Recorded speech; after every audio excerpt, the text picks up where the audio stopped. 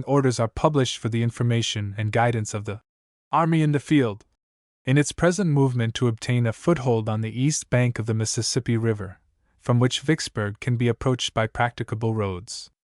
First. The 13th Army Corps, Major General John A. McClellan commanding, will constitute the right wing. Second. The 15th Army Corps, Major General W. T. Sherman commanding, will constitute the left wing. Third. The 17th Army Corps, Major General James B. McPherson commanding, will constitute the center. Fourth. The order of march to New Carthage will be from right to left. Fifth. Reserves will be formed by divisions from each Army Corps, or an entire Army Corps will be held as a reserve, as necessity may require. When the reserve is formed by divisions, each division will remain under the immediate command of its respective corps commander, unless otherwise specially ordered for a particular emergency. Sixth. Troops will be required to bivouac until proper facilities can be afforded for the transportation of camp equipage. Seventh. In the present movement, 1 tent will be allowed to each company for the protection of rations from rain, 1 wall tent for each regimental headquarters, 1 wall tent for each brigade headquarters, and 1 wall tent for each division headquarters.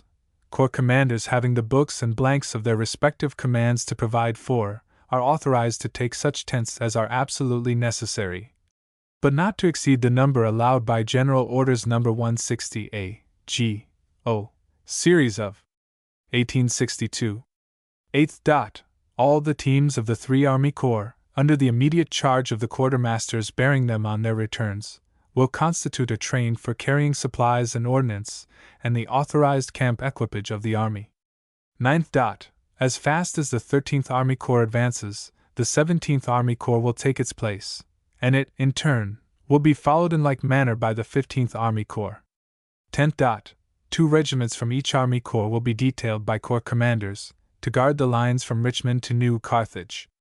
11th. General hospitals will be established by the medical director between Duckport and Milliken's Bend. All sick and disabled soldiers will be left in these hospitals. Surgeons in charge of hospitals will report convalescents as fast as they become fit for duty.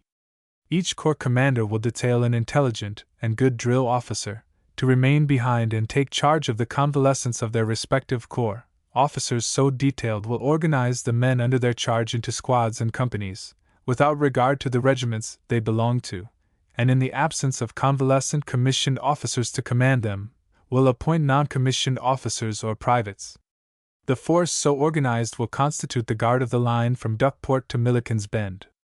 They will furnish all the guards and details required for general hospitals, and with the contrabands that may be about the camps, will furnish all the details for loading and unloading boats. 12th.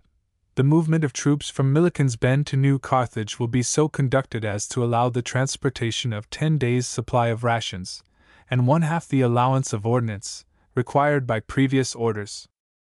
13th. Commanders are authorized and enjoined to collect all the beef cattle, corn, and other necessary supplies on the line of march, but wanton destruction of property, taking of articles useless for military purposes, insulting citizens, going into and searching houses without proper orders from division commanders, are positively prohibited. All such irregularities must be summarily punished. 14th. Brigadier General J. C. Sullivan is appointed to the command of all the forces detailed for the protection of the line from here to New Carthage. His particular attention is called to General Orders, No. 69, from Adjutant General's Office, Washington, of date March 20, 1863. By order of Major General U. S. Grant. McClernand was already below on the Mississippi. 2 of McPherson's divisions were put upon the march immediately. The 3rd had not yet arrived from Lake Providence. It was on its way to Milliken's Bend and was to follow on arrival. Sherman was to follow McPherson. 2 of his divisions were at Duckport and Young's Point, and the 3rd under Steele was under orders to return from Greenville, Mississippi, where it had been sent to expel a rebel battery that had been annoying our transports. It had now become evident that the army could not be rationed by a wagon train over the single narrow and almost impassable road between Milliken's Bend and Perkins Plantation. Accordingly, 6 more steamers were protected as before, to run the batteries, and were loaded with supplies. They took 12 barges in tow, loaded also with rations. On the night of the 22d of April they ran the batteries, 5 getting through more or less disabled while 1 was sunk. About half the barges got through with their needed freight. When it was first proposed to run the blockade at Vicksburg with river steamers, there were but 2 captains or masters who were willing to accompany their vessels, and but 1 crew. Volunteers were called for from the army, men who had had experience in any capacity in navigating the western rivers. Captains, pilots, mates, engineers, and deckhands enough presented themselves to take 5 times the number of vessels we were moving through this dangerous ordeal. Most of them were from Logan's division, composed generally of men from the southern part of Illinois and from Missouri. All but 2 of the steamers were commanded by volunteers from the army, and all but 1 so manned. In this instance, as in all others during the war, I found that volunteers could be found in the ranks and among the commissioned officers to meet every call for aid, whether mechanical or professional. Colonel W. S. Oliver was master of transportation on this occasion by special detail. Chapter 33. Attack on Grand Gulf. Operations below Vicksburg. On the 24th my headquarters were with the advance at Perkins Plantation. Reconnaissances were made in boats to ascertain whether there was high land on the east shore of the river where we might land above Grand Gulf. There was none practicable. Accordingly the troops were set in motion for Hard Times, 22 miles farther down the river and nearly opposite Grand Gulf. The loss of 2 steamers and 6 barges reduced our transportation so that only 10,000 men could be moved by water. Some of the steamers that had got below were injured in their machinery, so that they were only useful as barges towed by those less severely injured. All the troops, therefore, except what could be transported in one trip, had to march. The road lay west of Lake St. Joseph. 3 large bayous had to be crossed. They were rapidly bridged in the same manner as those previously encountered. *12. On the 27th McClernand's corps was all at Hard Times, and McPherson's was following closely.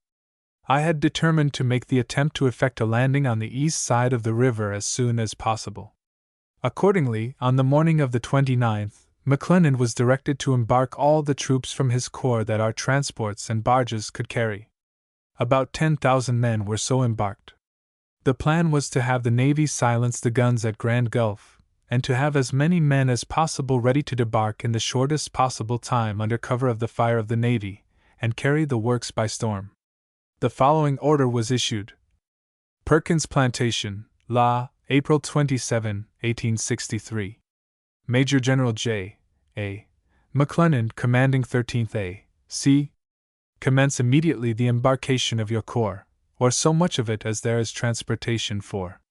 Have put aboard the artillery and every article authorized in orders limiting baggage, except the men, and hold them in readiness, with their places assigned, to be moved at a moment's warning.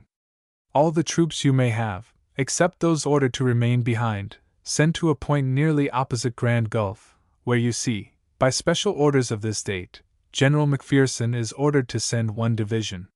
The plan of the attack will be for the Navy to attack and silence all the batteries commanding the river. Your corps will be on the river, ready to run to and debark on the nearest eligible land below the promontory first brought to view passing down the river. Once on shore, have each commander instructed beforehand to form his men the best the ground will admit of, and take possession of the most commanding points, but avoid separating your command so that it cannot support itself.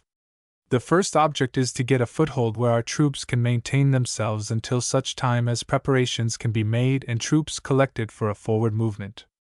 Admiral Porter has proposed to place his boats in the position indicated to you a few days ago, and to bring over with them such troops as may be below the city after the guns of the enemy are silenced.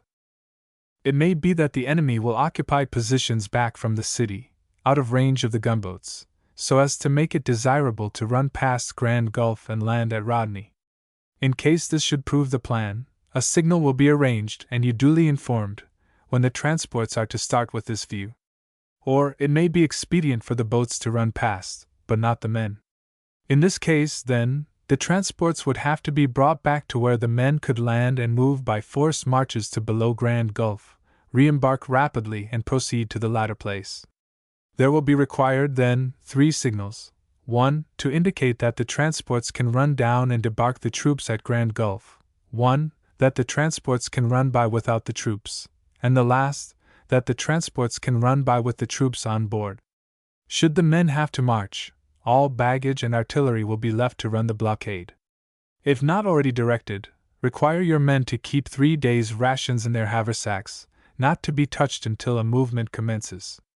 U. S. Grant, Major General. At 8 o'clock a.m., 29th, Porter made the attack with his entire strength present, 8 gunboats. For nearly 5.5 hours the attack was kept up without silencing a single gun of the enemy. All this time McClellan's 10,000 men were huddled together on the transports in the stream ready to attempt a landing if signaled. I occupied a tug from which I could see the effect of the battle on both sides, within range of the enemy's guns. But a small tug, without armament, was not calculated to attract the fire of batteries while they were being assailed themselves. About 1:30 the fleet withdrew, seeing their efforts were entirely unavailing.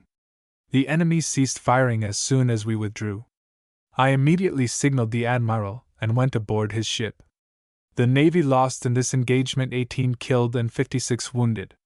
A large proportion of these were of the crew of the flagship, and most of those from a single shell which penetrated the ship's side and exploded between decks where the men were working their guns.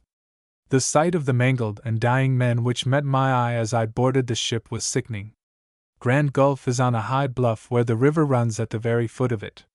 It is as defensible upon its front as Vicksburg and, at that time, would have been just as impossible to capture by a front attack. I therefore requested Porter to run the batteries with his fleet that night, and to take charge of the transports, all of which would be wanted below.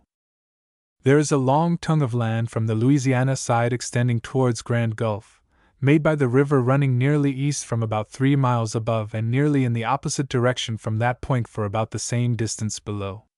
The land was so low and wet that it would not have been practicable to march an army across but for a levee. I had had this explored before, as well as the east bank below to ascertain if there was a possible point of debarkation north of Rodney. It was found that the top of the levee afforded a good road to march upon. Porter, as was always the case with him, not only acquiesced in the plan, but volunteered to use his entire fleet as transports. I had intended to make this request, but he anticipated me. At dusk, when concealed from the view of the enemy at Grand Gulf, McClellan landed his command on the west bank. The Navy and transports ran the batteries successfully. The troops marched across the point of land under cover of night unobserved. By the time it was light, the enemy saw our whole fleet, ironclads, gunboats, river steamers, and barges, quietly moving down the river 3 miles below them, black, or rather blue, with national troops. When the troops debarked, the evening of the 29th, it was expected that we would have to go to Rodney, about 9 miles below, to find a landing, but that night a colored man came in who informed me that a good landing would be found at Bruinsburg, a few miles above Rodney, from which point there was a good road leading to Port Gibson some 12 miles in the interior. The information was found correct, and our landing was effected without opposition. Sherman had not left his position above Vicksburg yet. On the morning of the 27th, I ordered him to create a diversion by moving his corps up the Yazoo and threatening an attack on Haynes' Bluff. My object was to compel Pemberton to keep as much force about Vicksburg as I could, until I could secure a good footing on high land east of the river. The move was eminently successful and, as we afterwards learned, created great confusion about Vicksburg and doubts about our real design. Sherman moved the day of our attack on Grand Gulf, the 29th, with 10 regiments of his command and 8 gunboats, which Porter had left above Vicksburg. He debarked his troops and apparently made every preparation to attack the enemy while the Navy bombarded the main forts at Haynes' Bluff. This move was made without a single casualty in either branch of the service. On the 1st of May, Sherman received orders from me, sent from Hard Times the evening of the 29th of April, to withdraw from the front of Haynes' Bluff and follow McPherson with 2 divisions as fast as he could. I had established a depot of supplies at Perkins' Plantation. Now that all our gunboats were below Grand Gulf, it was possible that the enemy might fit out boats in the Big Black with improvised armament, and attempt to destroy these supplies. McPherson was at Hard Times with a portion of his corps, and the depot was protected by a part of his command. The night of the 29th, I directed him to arm one of the transports with artillery and send it up to Perkins' Plantation as a guard, and also to have the siege guns we had brought along moved there and put in position. The embarkation below Grand Gulf took place at Deschutes, Louisiana, 6 miles above Bruinsburg, Mississippi. Early on the morning of 30th of April, McClellan's corps and 1 division of McPherson's corps were speedily landed. When this was effected, I felt a degree of relief scarcely ever equaled since. Vicksburg was not yet taken, it is true, nor were its defenders demoralized by any of our previous moves. I was now in the enemy's country, with a vast river and the stronghold of Vicksburg between me and my base of supplies. But I was on dry ground on the same side of the river with the enemy. All the campaigns, labors, hardships, and exposures from the month of December previous to this time that had been made and endured, were for the accomplishment of this one object. I had with me the 13th Corps, General McClellan commanding, and 2 brigades of Logan's division of the 17th Corps, General McPherson commanding, in all not more than 20,000 men to commence the campaign with. These were soon reinforced by the remaining brigade of Logan's division and Crocker's division of the 17th Corps. On the 7th of May, I was further reinforced by Sherman with 2 divisions of his, the 15th Corps. My total force was then about 33,000 men. The enemy occupied Grand Gulf, Haynes' Bluff, and Jackson with a force of nearly 60,000 men. Jackson is 50 miles east of Vicksburg and is connected with it by a railroad. My first problem was to capture Grand Gulf to use as a base. Bruinsburg is 2 miles from high ground. The bottom at that point is higher than most of the low land in the valley of the Mississippi, and a good road leads to the bluff. It was natural to expect the garrison from Grand Gulf to come out to meet us and prevent, if they could, our reaching this solid base. Bayou Pierre enters the Mississippi just above Bruinsburg and, as it is a navigable stream and was high at the time, in order to intercept us they had to go by Port Gibson, the nearest point where there was a bridge to cross upon. This more than doubled the distance from Grand Gulf to the high land back of Bruinsburg. No time was to be lost in securing this foothold. Our transportation was not sufficient to move all the army across the river at one trip, or even two, but the landing of the 13th Corps and one division of the 17th was effected during the day, April 30th, and early evening. McClernand was advanced as soon as ammunition and 2 days' rations, to last 5, could be issued to his men. The bluffs were reached an hour before sunset and McClernand was pushed on, hoping to reach Port Gibson and save the bridge spanning the Bayou Pierre before the enemy could get there, for crossing a stream in the presence of an enemy is always difficult. Port Gibson, too, is the starting point of roads to Grand Gulf, Vicksburg, and Jackson. McClernand's advance met the enemy about 5 miles west of Port Gibson at Thompson's plantation. There was some firing during the night, but nothing rising to the dignity of a battle until daylight. The enemy had taken a strong natural position with most of the Grand Gulf garrison, numbering about 7,000 or 8,000 men, under General Bowen.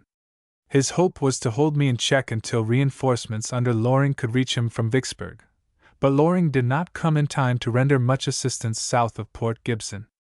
2 brigades of McPherson's corps followed McClernand as fast as rations and ammunition could be issued, and were ready to take position upon the battlefield whenever the 13th Corps could be got out of the way. The country in this part of Mississippi stands on edge, as it were, the roads running along the ridges except when they occasionally pass from one ridge to another. Where there are no clearings, the sides of the hills are covered with a very heavy growth of timber and with undergrowth, and the ravines are filled with vines and canebrakes, almost impenetrable. This makes it easy for an inferior force to delay, if not defeat, a far superior one. Near the point selected by Bowen to defend, the road to Port Gibson divides, taking 2 ridges which do not diverge more than a mile or 2 at the widest point. These roads unite just outside the town. This made it necessary for McClernand to divide his force. It was not only divided, but it was separated by a deep ravine of the character above described. One flank could not reinforce the other except by marching back to the junction of the roads. McClernand put the divisions of Hovey, Carr, and A. J. Smith upon the right-hand branch and Osterhaus on the left. I was on the field by 10 a.m., and inspected both flanks in person. On the right the enemy, if not being pressed back, was at least not repulsing our advance. On the left, however, Osterhaus was not faring so well. He had been repulsed with some loss.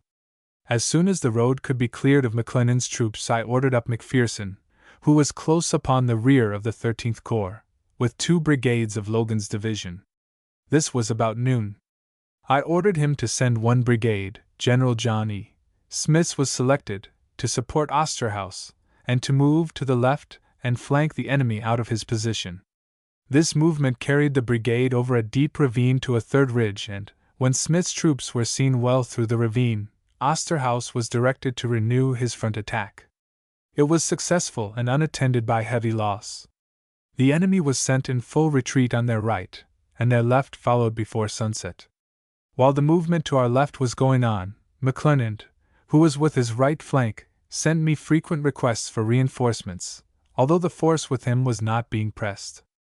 I had been upon the ground and knew it did not admit of his engaging all the men he had. We followed up our victory until night overtook us about 2 miles from Port Gibson. Then the troops went into bivouac for the night. Chapter 34. Capture of Port Gibson, Grierson's raid, occupation of Grand Gulf, movement up the Big Black, Battle of Raymond.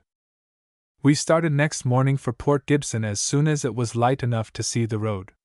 We were soon in the town, and I was delighted to find that the enemy had not stopped to contest our crossing further at the bridge, which he had burned. The troops were set to work at once to construct a bridge across the south fork of the Bayou Pierre. At this time the water was high and the current rapid. What might be called a raft bridge was soon constructed from material obtained from wooden buildings, stables, fences, etc., which sufficed for carrying the whole army over safely. Colonel J. H. Wilson, a member of my staff, planned and superintended the construction of this bridge, going into the water and working as hard as any one engaged. Officers and men generally joined in this work. When it was finished, the army crossed and marched 8 miles beyond to the North Fork that day. One brigade of Logan's division was sent down the stream to occupy the attention of a rebel battery, which had been left behind with infantry supports to prevent our repairing the burnt railroad bridge. 2 of his brigades were sent up the bayou to find a crossing and reach the North Fork to repair the bridge there. The enemy soon left when he found we were building a bridge elsewhere. Before leaving Port Gibson, we were reinforced by Crocker's division, McPherson's corps, which had crossed the Mississippi at Bruinsburg and come up without stopping except to get 2 days' rations. McPherson still had 1 division west of the Mississippi River, guarding the road from Milliken's Bend to the river below until Sherman's command should relieve it. On leaving Bruinsburg for the front, I left my son Frederick, who had joined me a few weeks before, on board one of the gunboats asleep, and hoped to get away without him until after Grand Gulf should fall into our hands. But on waking up he learned that I had gone, and being guided by the sound of the battle raging at Thompson's Hill, called the Battle of Port Gibson, found his way to where I was. He had no horse to ride at the time, and I had no facilities for even preparing a meal. He, therefore, foraged around the best he could until we reached Grand Gulf. Mr. C. A. Dana, then an officer of the War Department, accompanied me on the Vicksburg campaign and through a portion of the siege. He was in the same situation as Fred so far as transportation and mess arrangements were concerned.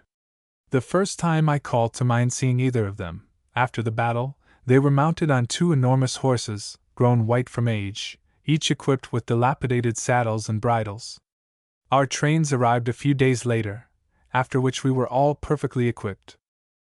My son accompanied me throughout the campaign and siege, and caused no anxiety either to me or to his mother, who was at home. He looked out for himself, and was in every battle of the campaign. His age, then not quite 13, enabled him to take in all he saw, and to retain a recollection of it that would not be possible in more mature years. When the movement from Bruinsburg commenced, we were without a wagon train. The train still west of the Mississippi was carried around with proper escort, by a circuitous route from Milliken's Bend to Hard Times 70 or more miles below, and did not get up for some days after the Battle of Port Gibson. My own horses, headquarters transportation, servants, mess chest, and everything except what I had on, was with this train. General A. J. Smith happened to have an extra horse at Bruinsburg which I borrowed, with a saddle-tree without upholstering further than stirrups. I had no other for nearly a week. It was necessary to have transportation for ammunition. Provisions could be taken from the country, but all the ammunition that can be carried on the person is soon exhausted when there is much fighting. I directed, therefore, immediately on landing that all the vehicles and draft animals, whether horses, mules, or oxen, in the vicinity should be collected and loaded to their capacity with ammunition. Quite a train was collected during the 30th, and a motley train it was. In it could be found fine carriages, loaded nearly to the top with boxes of cartridges that had been pitched in promiscuously, drawn by mules with plow, harness, straw collars, rope lines, etc., long coupled wagons, with racks for carrying cotton bales, drawn by oxen, and everything that could be found in the way of transportation on a plantation, either for use or pleasure. The making out of provision returns was stopped for the time. No formalities were to retard our progress until a position was secured when the time could be spared to observe them. It was at Port Gibson I first heard through a Southern paper of the complete success of Colonel Grierson, who was making a raid through central Mississippi. He had started from La Grange April 17th with 3 regiments of about 1,700 men. On the 21st he had detached Colonel Hatch with 1 regiment to destroy the railroad between Columbus and Macon and then returned to La Grange. Hatch had a sharp fight with the enemy at Columbus and retreated along the railroad, destroying it at Okolona and Tupelo, and arriving in La Grange April 26th. Grierson continued his movement with about 1,000 men, breaking the Vicksburg and Meridian Railroad and the New Orleans and Jackson Railroad, arriving at Baton Rouge May 2d. This raid was of great importance, for Grierson had attracted the attention of the enemy from the main movement against Vicksburg. During the night of the 2d of May the bridge over the North Fork was repaired, and the troops commenced crossing at 5 the next morning. Before the leading brigade was over it was fired upon by the enemy from a commanding position, but they were soon driven off. It was evident that the enemy was covering a retreat from Grand Gulf to Vicksburg. Every commanding position from this, Grindstone, crossing to Hankinson's Ferry over the Big Black was occupied by the retreating foe to delay our progress. McPherson, however, reached Hankinson's Ferry before night, seized the ferry boat, and sent a detachment of his command across and several miles north on the road to Vicksburg. When the junction of the road going to Vicksburg with the road from Grand Gulf to Raymond and Jackson was reached, Logan with his division was turned to the left towards Grand Gulf. I went with him a short distance from this junction. McPherson had encountered the largest force yet met since the Battle of Port Gibson and had a skirmish nearly approaching a battle, but the road Logan had taken enabled him to come up on the enemy's right flank, and they soon gave way. McPherson was ordered to hold Hankinson's Ferry and the road back to Willow Springs with one division. McClernand, who was now in the rear, was to join in this as well as to guard the line back down the bayou. I did not want to take the chances of having an enemy lurking in our rear. On the way from the junction to Grand Gulf, where the road comes into the one from Vicksburg to the same place 6 or 7 miles out, I learned that the last of the enemy had retreated past that place on their way to Vicksburg. I left Logan to make the proper disposition of his troops for the night, while I rode into the town with an escort of about 20 cavalry. Admiral Porter had already arrived with his fleet. The enemy had abandoned his heavy guns and evacuated the place. When I reached Grand Gulf May 3d, I had not been with my baggage since the 27th of April and consequently had had no change of underclothing, no meal except such as I could pick up sometimes at other headquarters, and no tent to cover me. The first thing I did was to get a bath, borrow some fresh underclothing from one of the naval officers, and get a good meal on the flagship. Then I wrote letters to the General-in-Chief informing him of our present position, dispatches to be telegraphed from Cairo, orders to General Sullivan commanding above Vicksburg, and gave orders to all my corps commanders. About 12 o'clock at night I was through my work and started for Hankinson's Ferry, arriving there before daylight. While at Grand Gulf I heard from Banks, who was on the Red River, and who said that he could not be at Port Hudson before the 10th of May and then with only 15,000 men. Up to this time my intention had been to secure Grand Gulf as a base of supplies, detach McClernand's corps to Banks and cooperate with him in the reduction of Port Hudson. The news from Banks forced upon me a different plan of campaign from the one intended. To wait for his cooperation would have detained me at least a month. The reinforcements would not have reached 10,000 men after deducting casualties and necessary river guards at all high points close to the river for over 300 miles. The enemy would have strengthened his position and been reinforced by more men than Banks could have brought. I therefore determined to move independently of Banks, cut loose from my base, destroy the rebel force in rear of Vicksburg, and invest or capture the city. Grand Gulf was accordingly given up as a base, and the authorities at Washington were notified. I knew well that Halleck's caution would lead him to disapprove of this course, but it was the only one that gave any chance of success. The time it would take to communicate with Washington and get a reply would be so great that I could not be interfered with until it was demonstrated whether my plan was practicable. Even Sherman, who afterwards ignored bases of supplies other than what were afforded by the country while marching through 4 states of the Confederacy with an army more than twice as large as mine at this time, wrote me from Hankinson's Ferry, advising me of the impossibility of supplying our army over a single road. He urged me to stop all troops till your army is partially supplied with wagons, and then act as quick as possible, for this road will be jammed, as sure as life. To this I replied, I do not calculate upon the possibility of supplying the army with full rations from Grand Gulf. I know it will be impossible without constructing additional roads. What I do expect is to get up what rations of hard bread, coffee, and salt we can, and make the country furnish the balance. We started from Bruinsburg with an average of about 2 days' rations, and received no more from our own supplies for some days. Abundance was found in the meantime. A delay would give the enemy time to reinforce and fortify. McClernand's and McPherson's commands were kept substantially as they were on the night of the 2d, awaiting supplies sufficient to give them 3 days' rations in haversacks. Beef, mutton, poultry, and forage were found in abundance. Quite a quantity of bacon and molasses was also secured from the country, but bread and coffee could not be obtained in quantities sufficient for all the men. Every plantation, however, had a run of stone, propelled by mule power, to grind corn for the owners and their slaves.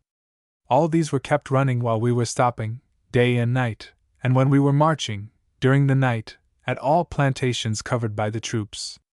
But the product was taken by the troops nearest by, so that the majority of the command was destined to go without bread until a new base was established on the Yazoo above Vicksburg. While the troops were awaiting the arrival of rations, I ordered reconnaissances made by McClernand and McPherson, with the view of leading the enemy to believe that we intended to cross the Big Black and attack the city at once. On the 6th, Sherman arrived at Grand Gulf and crossed his command that night and the next day. 3 days' rations had been brought up from Grand Gulf for the advanced troops and were issued. Orders were given for a forward movement the next day. Sherman was directed to order up Blair, who had been left behind to guard the road from Milliken's Bend to Hard Times with 2 brigades. The quartermaster at Young's Point was ordered to send 200 wagons with Blair, and the commissary was to load them with hard bread, coffee, sugar, salt, and 100,000 pounds of salt meat. On the 3rd, Hurlbut, who had been left at Memphis, was ordered to send 4 regiments from his command to Milliken's Bend to relieve Blair's division, and on the 5th he was ordered to send Lawman's division in addition, the latter to join the army in the field. The 4 regiments were to be taken from troops near the river so that there would be no delay. During the night of the 6th, McPherson drew in his troops north of the Big Black and was off at an early hour on the road to Jackson, via Rocky Springs, Utica, and Raymond. That night he and McClernand were both at Rocky Springs, 10 miles from Hankinson's Ferry. McPherson remained there during the 8th, while McClernand moved to Big Sandy and Sherman marched from Grand Gulf to Hankinson's Ferry. The 9th, McPherson moved to a point within a few miles west of Utica. McClernand and Sherman remained where they were. On the 10th, McPherson moved to Utica, Sherman to Big Sandy. McClernand was still at Big Sandy. The 11th, McClernand was at 5 Mile Creek, Sherman at Auburn, McPherson 5 miles advanced from Utica. May 12th, McClernand was at 14 Mile Creek, Sherman at 14 Mile Creek, McPherson at Raymond after a battle. After McPherson crossed the Big Black at Hankinson's Ferry, Vicksburg could have been approached and besieged by the south side. It is not probable, however, that Pemberton would have permitted a close besiegement. The broken nature of the ground would have enabled him to hold a strong defensible line from the river south of the city to the Big Black, retaining possession of the railroad back to that point. It was my plan, therefore, to get to the railroad east of Vicksburg and approach from that direction. Accordingly, McPherson's troops that had crossed the Big Black were withdrawn and the movement east to Jackson commenced. As has been stated before, the country is very much broken and the roads generally confined to the tops of the hills. The troops were moved 1, sometimes 2, corps at a time to reach designated points out parallel to the railroad and only from 6 to 10 miles from it. McClernand's corps was kept with its left flank on the Big Black guarding all the crossings. 14 Mile Creek, a stream substantially parallel with the railroad, was reached and crossings effected by McClernand and Sherman with slight loss. McPherson was to the right of Sherman, extending to Raymond. The cavalry was used in this advance in reconnoitering to find the roads, to cover our advances and to find the most practicable routes from one command to another so they could support each other in case of an attack. In making this move I estimated Pemberton's movable force at Vicksburg at about 18,000 men, with smaller forces at Haynes Bluff and Jackson. It would not be possible for Pemberton to attack me with all his troops at one place, and I determined to throw my army between his and fight him in detail. This was done with success, but I found afterwards that I had entirely underestimated Pemberton's strength. Up to this point our movements had been made without serious opposition. My line was now nearly parallel with the Jackson and Vicksburg Railroad and about 7 miles south of it. The right was at Raymond 18 miles from Jackson, McPherson commanding, Sherman in the center on 14 Mile Creek, his advance thrown across, McClernand to the left, also on 14 Mile Creek, advance across, and his pickets within 2 miles of Edwards Station, where the enemy had concentrated a considerable force and where they undoubtedly expected us to attack. McClernand's left was on the Big Black. In all our moves, up to this time, The left had hugged the Big Black closely, and all the ferries had been guarded to prevent the enemy throwing a force on our rear. McPherson encountered the enemy, 5,000 strong with 2 batteries under General Gregg, about 2 miles out of Raymond. This was about 2 p.m. Logan was in advance with one of his brigades. He deployed and moved up to engage the enemy. McPherson ordered the road in rear to be cleared of wagons, and the balance of Logan's division, and Crocker's, which was still farther in rear, to come forward with all dispatch. The order was obeyed with alacrity. Logan got his division in position for assault before Crocker could get up, and attacked with vigor, carrying the enemy's position easily, sending Gregg flying from the field not to appear against our front again until we met at Jackson. In this battle McPherson lost 66 killed, 339 wounded, and 37 missing, nearly or quite all from Logan's division. The enemy's loss was 100 killed, 305 wounded, besides 415 taken prisoners. I regarded Logan and Crocker as being as competent division commanders as could be found in or out of the army, and both equal to a much higher command. Crocker, however, was dying of consumption when he volunteered. His weak condition never put him on the sick report when there was a battle in prospect, as long as he could keep on his feet. He died not long after the close of the rebellion. Chapter 35. Movement against Jackson, Fall of Jackson, Intercepting the Enemy, Battle of Champions Hill. When the news reached me of McPherson's victory at Raymond about sundown, my position was with Sherman. I decided at once to turn the whole column towards Jackson and capture that place without delay. Pemberton was now on my left, with, as I supposed, about 18,000 men, in fact, as I learned afterwards, with nearly 50,000. A force was also collecting on my right, at Jackson, the point where all the railroads communicating with Vicksburg connect. All the enemy's supplies of men and stores would come by that point. As I hoped in the end to besiege Vicksburg, I must first destroy all possibility of aid. I therefore determined to move swiftly towards Jackson, destroy or drive any force in that direction, and then turn upon Pemberton. But by moving against Jackson, I uncovered my own communication. So I finally decided to have none, to cut loose altogether from my base and move my whole force eastward. I then had no fears for my communications, and if I moved quickly enough could turn upon Pemberton before he could attack me in the rear. Accordingly, all previous orders given during the day for movements on the 13th were annulled by new ones. McPherson was ordered at daylight to move on Clinton, 10 miles from Jackson. Sherman was notified of my determination to capture Jackson and work from there westward. He was ordered to start at 4 in the morning and march to Raymond. McClernand was ordered to march with 3 divisions by Dillon's to Raymond. One was left to guard the crossing of the Big Black. On the 10th I had received a letter from Banks, on the Red River, asking reinforcements. Porter had gone to his assistance with a part of his fleet on the 3D, and I now wrote to him describing my position and declining to send any troops. I looked upon side movements as long as the enemy held Port Hudson and Vicksburg as a waste of time and material. General Joseph E. Johnston arrived at Jackson in the night of the 13th from Tennessee, and immediately assumed command of all the Confederate troops in Mississippi.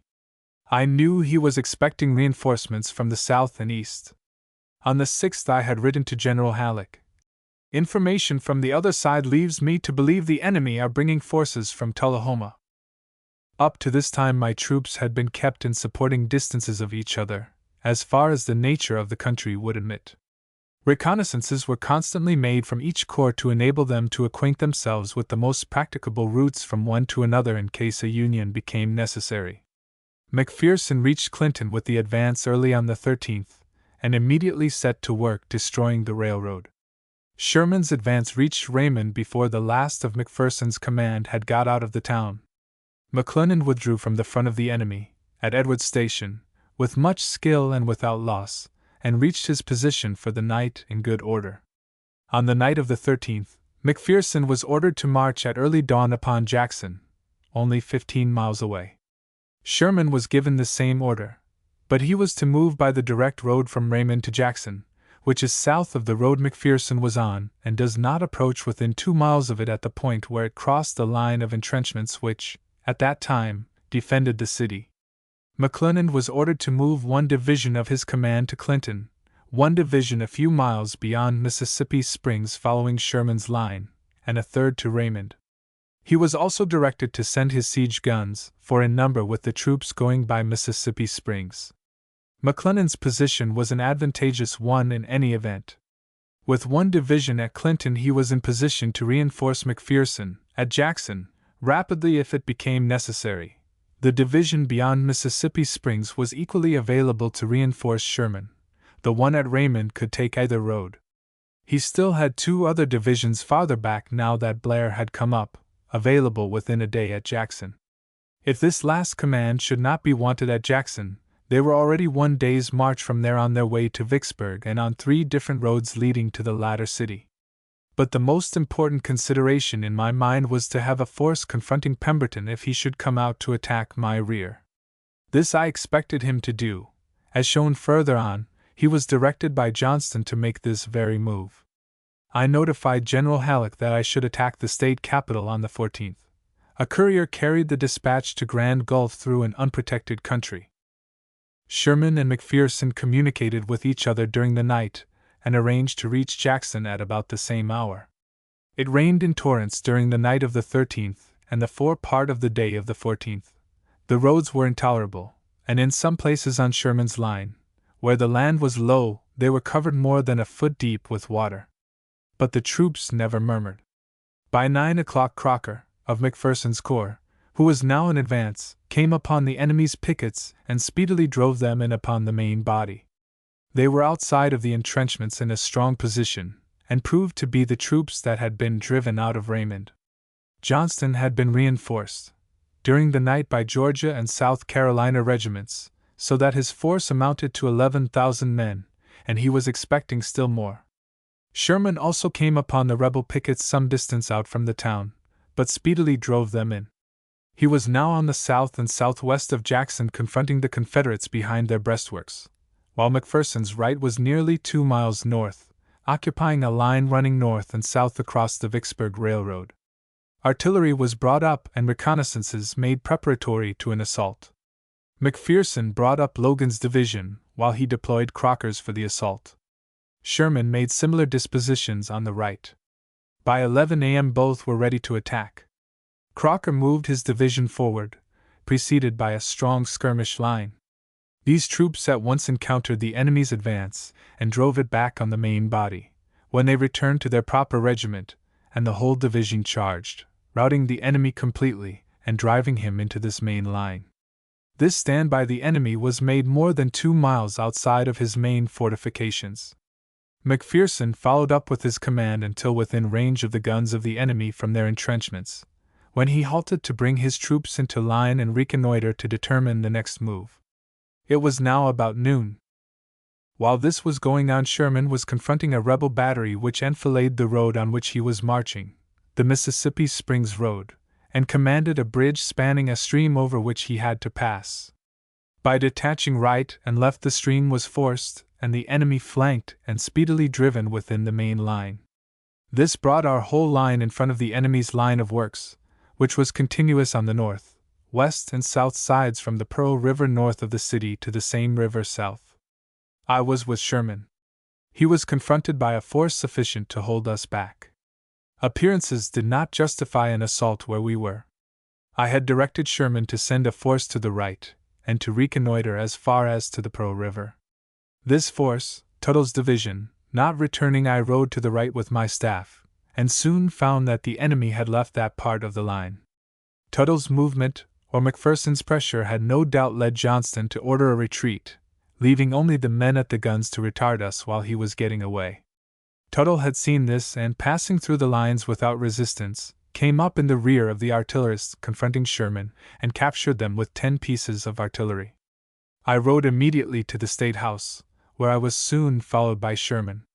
About the same time McPherson discovered that the enemy was leaving his front, and advanced Crocker, who was so close upon the enemy that they could not move their guns or destroy them. He captured 7 guns and, moving on, hoisted the national flag over the rebel capital of Mississippi. Stevenson's brigade was sent to cut off the rebel retreat, but was too late, or not expeditious enough. Our loss in this engagement was McPherson, 37 killed, 228 wounded, Sherman, 4 killed and 21 wounded and missing. The enemy lost 845 killed, wounded and captured. 17 guns fell into our hands, and the enemy destroyed by fire their storehouses, containing a large amount of commissary stores. On this day Blair reached New Auburn and joined McClellan's 4th Division. He had with him 200 wagons loaded with rations, the only commissary supplies received during the entire campaign. I slept that night in the room that Johnston was said to have occupied the night before. About 4 in the afternoon I sent for the corps commanders and directed the dispositions to be made of their troops. Sherman was to remain in Jackson until he destroyed that place as a railroad center and manufacturing city of military supplies. He did the work most effectually. Sherman and I went together into a manufactory which had not ceased work on account of the battle nor for the entrance of Yankee troops. Our presence did not seem to attract the attention of either the manager or the operatives, most of whom were girls. We looked on for a while to see the tent cloth which they were making roll out of the looms, with CSA woven in each bolt. There was an immense amount of cotton, in bales stacked outside. Finally I told Sherman I thought they had done work enough. The operatives were told they could leave and take with them what cloth they could carry. In a few minutes cotton and factory were in a blaze. The proprietor visited Washington while I was president to get his pay for this property, claiming that it was private. He asked me to give him a statement of the fact that his property had been destroyed by national troops, so that he might use it with Congress where he was pressing, or proposed to press, his claim. I declined. On the night of the 13th Johnston sent the following dispatch to Pemberton at Edwards Station. I have lately arrived, and learned that Major General Sherman is between us with 4 divisions at Clinton. It is important to establish communication, that you may be reinforced. If practicable, come up in his rear at once. To beat such a detachment would be of immense value. All the troops you can quickly assemble should be brought. Time is all important. This dispatch was sent in triplicate, by different messengers. One of the messengers happened to be a loyal man who had been expelled from Memphis some months before by Hurlbut for uttering disloyal and threatening sentiments. There was a good deal of parade about his expulsion, ostensibly as a warning to those who entertained the sentiments he expressed. But Hurlbut and the expelled man understood each other. He delivered his copy of Johnston's dispatch to McPherson, who forwarded it to me. Receiving this dispatch on the 14th, I ordered McPherson to move promptly in the morning back to Bolton, the nearest point where Johnston could reach the road. Bolton is about 20 miles west of Jackson. I also informed McClellan of the capture of Jackson and sent him the following order. It is evidently the design of the enemy to get north of US and cross the Big Black and beat us into Vicksburg. We must not allow them to do this. Turn all your forces towards Bolton Station, and make all dispatch in getting there. Move troops by the most direct road from wherever they may be on the receipt of this order. And to Blair I wrote, their design is evidently to cross the Big Black and pass down the peninsula between the Big Black and Yazoo rivers. We must beat them. Turn your troops immediately to Bolton, take all the trains with you. Smith's division, and any other troops now with you, will go to the same place. If practicable, take parallel roads so as to divide your troops and train. Johnston stopped on the Canton Road only 6 miles north of Jackson, the night of the 14th. He sent from there to Pemberton dispatches announcing the loss of Jackson, and the following order. As soon as the reinforcements are all up, they must be united to the rest of the army. I am anxious to see a force assembled that may be able to inflict a heavy blow upon the enemy.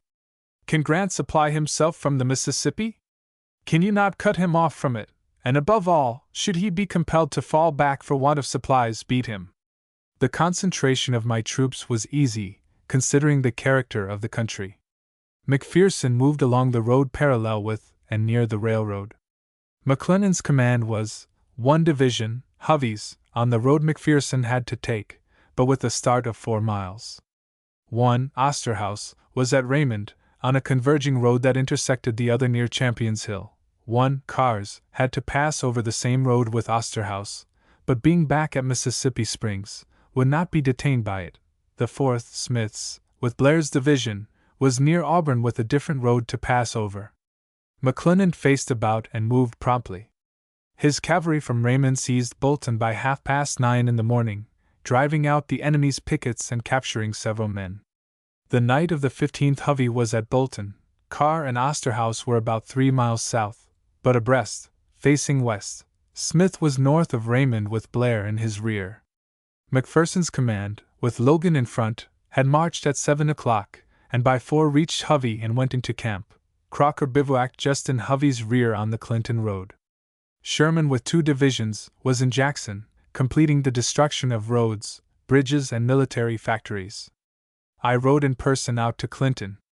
On my arrival, I ordered McClernand to move early in the morning on Edwards Station, cautioning him to watch for the enemy and not bring on an engagement unless he felt very certain of success. I naturally expected that Pemberton would endeavor to obey the orders of his superior, which I have shown were to attack us at Clinton. This, indeed, I knew he could not do, but I felt sure he would make the attempt to reach that point. It turned out, however, that he had decided his superior's plans were impracticable, and consequently determined to move south from Edwards Station and get between me and my base. I, however, had no base, having abandoned it more than a week before. On the 15th, Pemberton had actually marched south from Edwards Station, but the rains had swollen Baker's Creek, which he had to cross so much that he could not ford it, and the bridges were washed away. This brought him back to the Jackson Road, on which there was a good bridge over Baker's Creek. Some of his troops were marching until midnight to get there. Receiving here early on the 16th a repetition of his order to join Johnston at Clinton, he concluded to obey, and sent a dispatch to his chief, informing him of the route by which he might be expected. About 5 o'clock in the morning, 16th, 2 men, who had been employed on the Jackson and Vicksburg Railroad, were brought to me. They reported that they had passed through Pemberton's army in the night, and that it was still marching east. They reported him to have 80 regiments of infantry and 10 batteries, in all, about 25,000 men. I had expected to leave Sherman at Jackson another day in order to complete his work, but getting the above information, I sent him orders to move with all dispatch to Bolton, and to put 1 division with an ammunition train on the road at once, with directions to its commander to march with all possible speed until he came up to our rear. Within an hour after receiving this order, Steele's division was on the road. At the same time, I dispatched to Blair, who was near Auburn, to move with all speed to Edwards Station. McClernand was directed to embrace Blair and his command for the present. Blair's division was a part of the 15th Army Corps, Sherman's, but as it was on its way to join its corps, it naturally struck our left first, now that we had faced about and were moving west. The 15th Corps, when it got up, would be on our extreme right. McPherson was directed to get his trains out of the way of the troops, and to follow Hovey's division as closely as possible. McClernand had 2 roads about 3 miles apart, converging at Edwards Station, over which to march his troops. Hovey's division of his corps had the advance on a 3rd road, the Clinton, still farther north. McClernand was directed to move Blair's and A.J. Smith's divisions by the southernmost of these roads, and Osterhaus and Carr by the middle road. Orders were to move cautiously with skirmishers to the front to feel for the enemy. Smith's division on the most southern road was the first to encounter the enemy's pickets, who were speedily driven in. Osterhaus, on the middle road, hearing the firing, pushed his skirmishers forward, found the enemy's pickets and forced them back to the main line. About the same time, Hovey encountered the enemy on the northern or direct wagon road from Jackson to Vicksburg. McPherson was hastening up to join Hovey, but was embarrassed by Hovey's trains occupying the roads. I was still back at Clinton. McPherson sent me word of the situation, and expressed the wish that I was up. By 7:30 I was on the road and proceeded rapidly to the front, ordering all trains that were in front of troops off the road. When I arrived, Hovey's skirmishing amounted almost to a battle. McClernand was in person on the middle road and had a shorter distance to march to reach the enemy's position than McPherson. I sent him word by a staff officer to push forward and attack. These orders were repeated several times without apparently expediting McClernand's advance. Champion's Hill, where Pemberton had chosen his position to receive us, whether taken by accident or design, was well selected. It is one of the highest points in that section, and commanded all the ground in range. On the east side of the ridge, which is quite precipitous, is a ravine running first north, then westerly, terminating at Baker's Creek. It was grown up thickly with large trees and undergrowth, making it difficult to penetrate with troops, even when not defended. The ridge occupied by the enemy terminated abruptly where the ravine turns westerly. The left of the enemy occupied the north end of this ridge. The Bolton and Edwards Station wagon road turns almost due south at this point and ascends the ridge, which it follows for about a mile, then turning west, descends by a gentle declivity to Baker's Creek, nearly a mile away. On the west side the slope of the ridge is gradual, and is cultivated from near the summit to the creek. There was, when we were there, a narrow belt of timber near the summit west of the road. From Raymond there is a direct road to Edwards Station, some 3 miles west of Champion's Hill. There is one also to Bolton. From this latter road there is still another, leaving it about 3.5 miles before reaching Bolton, and leads direct to the same station. It was along these two roads that 3 divisions of McClernand's corps, and Blair of Sherman's, temporarily under McClernand, were moving. Hovey of McClernand's command was with McPherson, farther north on the road from Bolton direct to Edwards Station. The middle road comes into the northern road at the point where the latter turns to the west and descends to Baker's Creek.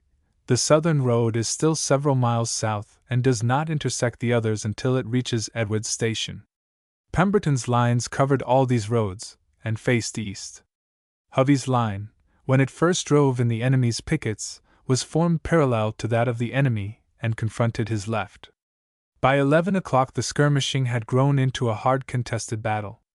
Hovey alone, before other troops could be got to assist him, had captured a battery of the enemy.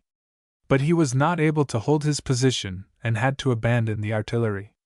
McPherson brought up his troops as fast as possible, Logan in front, and posted them on the right of Hovey and across the flank of the enemy. Logan reinforced Hovey with 1 brigade from his division. With his other 2 he moved farther west to make room for Crocker, who was coming up as rapidly as the roads would admit. Hovey was still being heavily pressed, and was calling on me for more reinforcements. I ordered Crocker, who was now coming up, to send 1 brigade from his division. McPherson ordered 2 batteries to be stationed where they nearly enfilade the enemy's line, and they did good execution. From Logan's position now a direct forward movement carried him over open fields, in rear of the enemy and in a line parallel with them. He did make exactly this move, attacking, however, the enemy through the belt of woods covering the west slope of the hill for a short distance.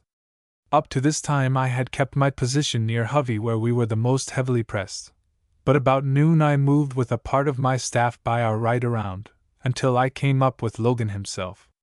I found him near the road leading down to Baker's Creek. He was actually in command of the only road over which the enemy could retreat. Hovey, reinforced by 2 brigades from McPherson's command, confronted the enemy's left. Crocker, with 2 brigades, covered their left flank. McClernand 2 hours before had been within 2.5 miles of their center with 2 divisions, and the 2 divisions, Blair's and A.J. Smith's, were confronting the rebel right. Ransom, with a brigade of MacArthur's division of the 17th Corps, McPherson's, had crossed the river at Grand Gulf a few days before, and was coming up on their right flank. Neither Logan nor I knew that we had cut off the retreat of the enemy. Just at this juncture a messenger came from Hovey, asking for more reinforcements. There were none to spare. I then gave an order to move McPherson's command by the left flank around to Hovey. This uncovered the rebel line of retreat, which was soon taken advantage of by the enemy. During all this time, Hovey, reinforced as he was by a brigade from Logan and another from Crocker, and by Crocker gallantly coming up with 2 other brigades on his right, had made several assaults, the last one about the time the road was opened to the rear. The enemy fled precipitately. This was between 3 and 4 o'clock. I rode forward, or rather back, to where the middle road intersects the north road, and found the skirmishers of Carr's division just coming in. Osterhaus was farther south and soon after came up with skirmishers advanced in like manner. Hovey's division, and McPherson's 2 divisions with him, had marched and fought from early dawn, and were not in the best condition to follow the retreating foe. I sent orders to Osterhaus to pursue the enemy, and to Carr, whom I saw personally, I explained the situation and directed him to pursue vigorously as far as the Big Black, and to cross it if he could, Osterhaus to follow him. The pursuit was continued until after dark. The Battle of Champions Hill lasted about 4 hours, hard fighting, preceded by 2 or 3 hours of skirmishing, some of which almost rose to the dignity of battle. Every man of Hovey's division and of McPherson's 2 divisions was engaged during the battle. No other part of my command was engaged at all, except that as described before. Osterhaus's and A.J. Smith's divisions had encountered the rebel advanced pickets as early as 7:30. Their positions were admirable for advancing upon the enemy's line. McClernand, with 2 divisions, was within a few miles of the battlefield long before noon, and in easy hearing. I sent him repeated orders by staff officers fully competent to explain to him the situation. These traversed the wood separating us, without escort, and directed him to push forward, but he did not come. It is true, in front of McClernand there was a small force of the enemy and posted in a good position behind a ravine obstructing his advance. But if he had moved to the right by the road my staff officers had followed, the enemy must either have fallen back or been cut off. Instead of this he sent orders to Hovey, who belonged to his corps, to join on to his right flank. Hovey was bearing the brunt of the battle at the time. To obey the order he would have had to pull out from the front of the enemy and march back as far as McClernand had to advance to get into battle and substantially over the same ground. Of course I did not permit Hovey to obey the order of his intermediate superior. We had in this battle about 15,000 men absolutely engaged. This excludes those that did not get up, all of McClernand's command except Hovey. Our loss was 410 killed, 1,844 wounded and 187 missing. Hovey alone lost 1,200 killed, wounded and missing, more than 1/3 of his division. Had McClernand come up with reasonable promptness, or had I known the ground as I did afterwards, I cannot see how Pemberton could have escaped with any organized force. As it was, he lost over 3,000 killed and wounded and about 3,000 captured in battle and in pursuit. Loring's division, which was the right of Pemberton's line, was cut off from the retreating army and never got back into Vicksburg. Pemberton himself fell back that night to the Big Black River. His troops did not stop before midnight, and many of them left before the general retreat commenced, and no doubt a good part of them returned to their homes. Logan alone captured 1,300 prisoners and 11 guns. Hovey captured 300 under fire and about 700 in all, exclusive of 500 sick and wounded whom he paroled, thus making 1,200. McPherson joined in the advance as soon as his men could fill their cartridge boxes, leaving 1 brigade to guard our wounded. The pursuit was continued as long as it was light enough to see the road. The night of the 16th of May found McPherson's command bivouacked from 2 to 6 miles west of the battlefield, along the line of the road to Vicksburg. Carr and Osterhaus were at Edwards Station, and Blair was about 3 miles southeast. Hovey remained on the field where his troops had fought so bravely and bled so freely. Much war material abandoned by the enemy was picked up on the battlefield, among it 30 pieces of artillery. I pushed through the advancing column with my staff and kept in advance until after night. Finding ourselves alone, we stopped and took possession of a vacant house. As no troops came up, we moved back a mile or more until we met the head of the column just going into bivouac on the road. We had no tents, so we occupied the porch of a house which had been taken for a rebel hospital, and which was filled with wounded and dying who had been brought from the battlefield we had just left. While a battle is raging, one can see his enemy mowed down by the 1,000, or the 10,000, with great composure, but after the battle these scenes are distressing, and one is naturally disposed to do as much to alleviate the suffering of an enemy as a friend. Chapter 36. Battle of Black River Bridge, crossing the Big Black, investment of Vicksburg, assaulting the works. We were now assured of our position between Johnston and Pemberton, without a possibility of a junction of their forces. Pemberton might have made a night march to the Big Black, crossed the bridge there and, by moving north on the west side, have eluded us and finally returned to Johnston. But this would have given us Vicksburg. It would have been his proper move, however, and the one Johnston would have made had he been in Pemberton's place. In fact, it would have been in conformity with Johnston's orders to Pemberton. Sherman left Jackson with the last of his troops about noon on the 16th and reached Bolton, 20 miles west, before halting. His rear guard did not get in until 2 a.m. the 17th, but renewed their march by daylight. He paroled his prisoners at Jackson, and was forced to leave his own wounded in care of surgeons and attendants. At Bolton he was informed of our victory. He was directed to commence the march early next day, and to diverge from the road he was on to Bridgeport on the Big Black River, some 11 miles above the point where we expected to find the enemy. Blair was ordered to join him there with the pontoon train as early as possible. This movement brought Sherman's corps together, and at a point where I hoped a crossing of the Big Black might be effected and Sherman's corps used to flank the enemy out of his position in our front, thus opening a crossing for the remainder of the army. I informed him that I would endeavor to hold the enemy in my front while he crossed the river. The advanced division, Carr's, McClernand's corps, resumed the pursuit at 3:30 a.m. on the 17th, followed closely by Osterhaus, McPherson bringing up the rear with his corps. As I expected, the enemy was found in position on the Big Black. The point was only 6 miles from that where my advance had rested for the night, and was reached at an early hour. Here the river makes a turn to the west, and has washed close up to the high land. The east side is a low bottom, sometimes overflowed at very high water, but was cleared and in cultivation. A bayou runs irregularly across this low land, the bottom of which, however, is above the surface of the Big Black at ordinary stages. When the river is full, water runs through it, converting the point of land into an island. The bayou was grown up with timber, which the enemy had felled into the ditch. At this time there was a foot or two of water in it. The rebels had constructed a parapet along the inner bank of this bayou by using cotton bales from the plantation close by and throwing dirt over them. The whole was thoroughly commanded from the height west of the river. At the upper end of the bayou there was a strip of uncleared land which afforded a cover for a portion of our men. Carr's division was deployed on our right, Lawler's brigade forming his extreme right and reaching through these woods to the river above. Osterhaus' division was deployed to the left of Carr and covered the enemy's entire front. McPherson was in column on the road, the head close by, ready to come in wherever he could be of assistance. While the troops were standing as here described, an officer from Banks' staff came up and presented me with a letter from General Halleck, dated the 11th of May. It had been sent by the way of New Orleans to Banks to be forwarded to me.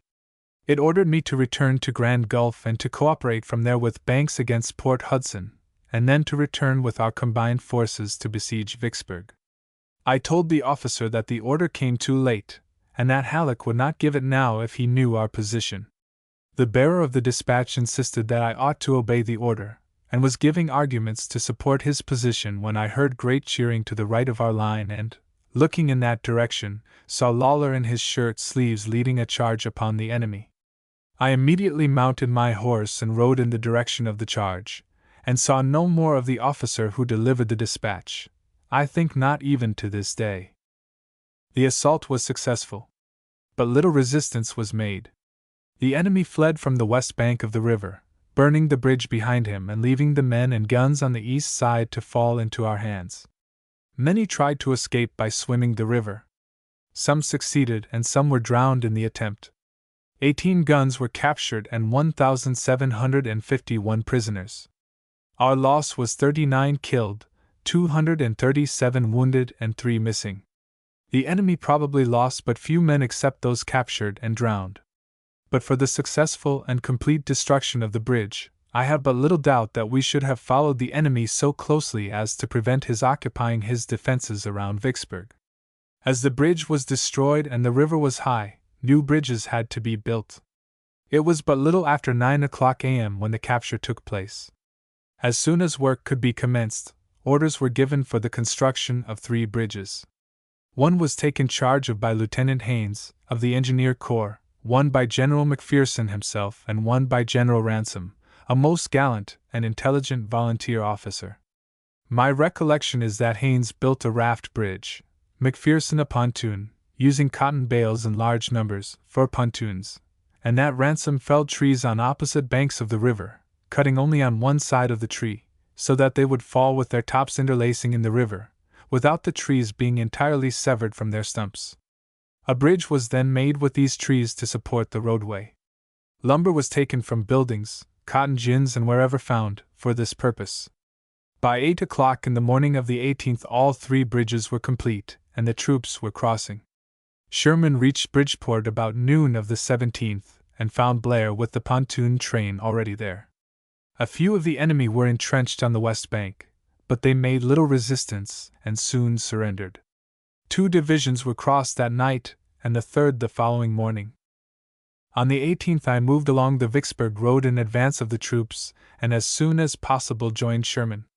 My first anxiety was to secure a base of supplies on the Yazoo River above Vicksburg.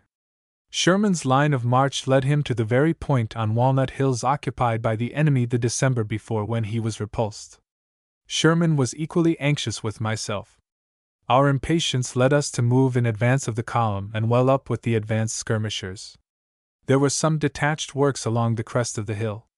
These were still occupied by the enemy, or else the garrison from Haynes' Bluff had not all got past on their way to Vicksburg. At all events, the bullets of the enemy whistled by thick and fast for a short time. In a few minutes Sherman had the pleasure of looking down from the spot coveted so much by him the December before on the ground where his command had lain so helpless for offensive action. He turned to me, saying that up to this minute he had felt no positive assurance of success. This, however, he said, was the end of one of the greatest campaigns in history, and I ought to make a report of it at once. Vicksburg was not yet captured, and there was no telling what might happen before it was taken, but whether captured or not, this was a complete and successful campaign. I do not claim to quote Sherman's language, but the substance only. My reason for mentioning this incident will appear further on. McPherson, after crossing the Big Black, came into the Jackson and Vicksburg road which Sherman was on, but to his rear. He arrived at night near the lines of the enemy, and went into camp. McClellan moved by the direct road near the railroad to Mount Albans, and then turned to the left and put his troops on the road from Baldwin's Ferry to Vicksburg. This brought him south of McPherson. I now had my 3 corps up the works built for the defense of Vicksburg, on 3 roads, one to the north, one to the east, and one to the southeast of the city. By the morning of the 19th the investment was as complete as my limited number of troops would allow. Sherman was on the right, and covered the high ground from where it overlooked the Yazoo as far southeast as his troops would extend. McPherson joined on to his left, and occupied ground on both sides of the Jackson road. McClellan took up the ground to his left, and extended as far towards Warrenton as he could, keeping a continuous line. On the 19th there was constant skirmishing with the enemy while we were getting into better position. The enemy had been much demoralized by his defeats at Champion's Hill and the Big Black, and I believed he would not make much effort to hold Vicksburg. Accordingly, at 2 o'clock I ordered an assault. It resulted in securing more advanced positions for all our troops where they were fully covered from the fire of the enemy. The 20th and 21st were spent in strengthening our position and in making roads in rear of the army, from Yazoo River or Chickasaw Bayou. Most of the army had now been for 3 weeks with only 5 days' rations issued by the commissary. They had an abundance of food, however, but began to feel the want of bread. I remember that in passing around to the left of the line on the 21st, a soldier, recognizing me, said in rather a low voice, but yet so that I heard him, "Hard tack." In a moment the cry was taken up all along the line. "Hard tack! Hard tack!" I told the men nearest to me that we had been engaged ever since the arrival of the troops in building a road over which to supply them with everything they needed. The cry was instantly changed to cheers. By the night of the 21st all the troops had full rations issued to them. The bread and coffee were highly appreciated. I now determined on a second assault. Johnston was in my rear, only 50 miles away, with an army not much inferior in numbers to the one I had with me, and I knew he was being reinforced. There was danger of his coming to the assistance of Pemberton, and after all he might defeat my anticipations of capturing the garrison if, indeed, he did not prevent the capture of the city. The immediate capture of Vicksburg would save sending me the reinforcements which were so much wanted elsewhere, and would set free the army under me to drive Johnston from the state. But the first consideration of all was, the troops believed they could carry the works in their front, and would not have worked so patiently in the trenches if they had not been allowed to try. The attack was ordered to commence on all parts of the line at 10 o'clock a.m. on the 22d with a furious cannonade from every battery in position. All the corps commanders set their time by mine so that all might open the engagement at the same minute. The attack was gallant, and portions of each of the 3 corps succeeded in getting up to the very parapets of the enemy, and in planting their battle flags upon them, but at no place were we able to enter. General McClellan reported that he had gained the enemy's entrenchments at several points, and wanted reinforcements. I occupied a position from which I believed I could see as well as he what took place in his front, and I did not see the success he reported. But his request for reinforcements being repeated, I could not ignore it, and sent him Quinby's division of the 17th Corps. Sherman and McPherson were both ordered to renew their assaults as a diversion in favor of McClellan. This last attack only served to increase our casualties without giving any benefit whatever. As soon as it was dark, our troops that had reached the enemy's line and been obliged to remain there for security all day were withdrawn, and thus ended the last assault upon Vicksburg. Chapter 37 Siege of Vicksburg. I now determined upon a regular siege to outcamp the enemy, as it were, and to incur no more losses. The experience of the 22d convinced officers and men that this was best, and they went to work on the defenses and approaches with a will. With the Navy holding the river, the investment of Vicksburg was complete. As long as we could hold our position, the enemy was limited in supplies of food, men, and munitions of war to what they had on hand. These could not last always. The crossing of troops at Bruinsburg commenced April 30th. On the 18th of May, the army was in rear of Vicksburg. On the 19th, just 20 days after the crossing, the city was completely invested and an assault had been made. 5 distinct battles, besides continuous skirmishing, had been fought and won by the Union forces. The capital of the state had fallen and its arsenals, military manufactories, and everything useful for military purposes had been destroyed. An average of about 180 miles had been marched by the troops engaged, but 5 days' rations had been issued, and no forage. Over 6,000 prisoners had been captured, and as many more of the enemy had been killed or wounded. 27 heavy cannon and 61 field pieces had fallen into our hands, and 400 miles of the river, from Vicksburg to Port Hudson, had become ours. The Union force that had crossed the Mississippi River up to this time was less than 43,000 men. One division of these, Blair's, only arrived in time to take part in the Battle of Champion's Hill, but was not engaged there, and one brigade, Ransom's of McPherson's corps, reached the field after the battle. The enemy had at Vicksburg, Grand Gulf, Jackson, and on the roads between these places, over 60,000 men. They were in their own country, where no rear guards were necessary. The country is admirable for defense, but difficult for the conduct of an offensive campaign. All their troops had to be met. We were fortunate, to say the least, in meeting them in detail. At Port Gibson 7 or 8,000, at Raymond 5,000, at Jackson from 8 to 11,000, at Champion's Hill 25,000, at the Big Black 4,000. A part of those met at Jackson were all that was left of those encountered at Raymond. They were beaten in detail by a force smaller than their own, upon their own ground. Our loss up to this time was killed, wounded, missing. Port Gibson 13171925 South Fork Bayou Pierre 1. Skirmishes May 3, 19. 14 Mile Creek 624. Raymond 66 339 39 Jackson 42 251 7 Champions Hill 410 1844 187 Big Black 39 237 3 Bridgeport 1.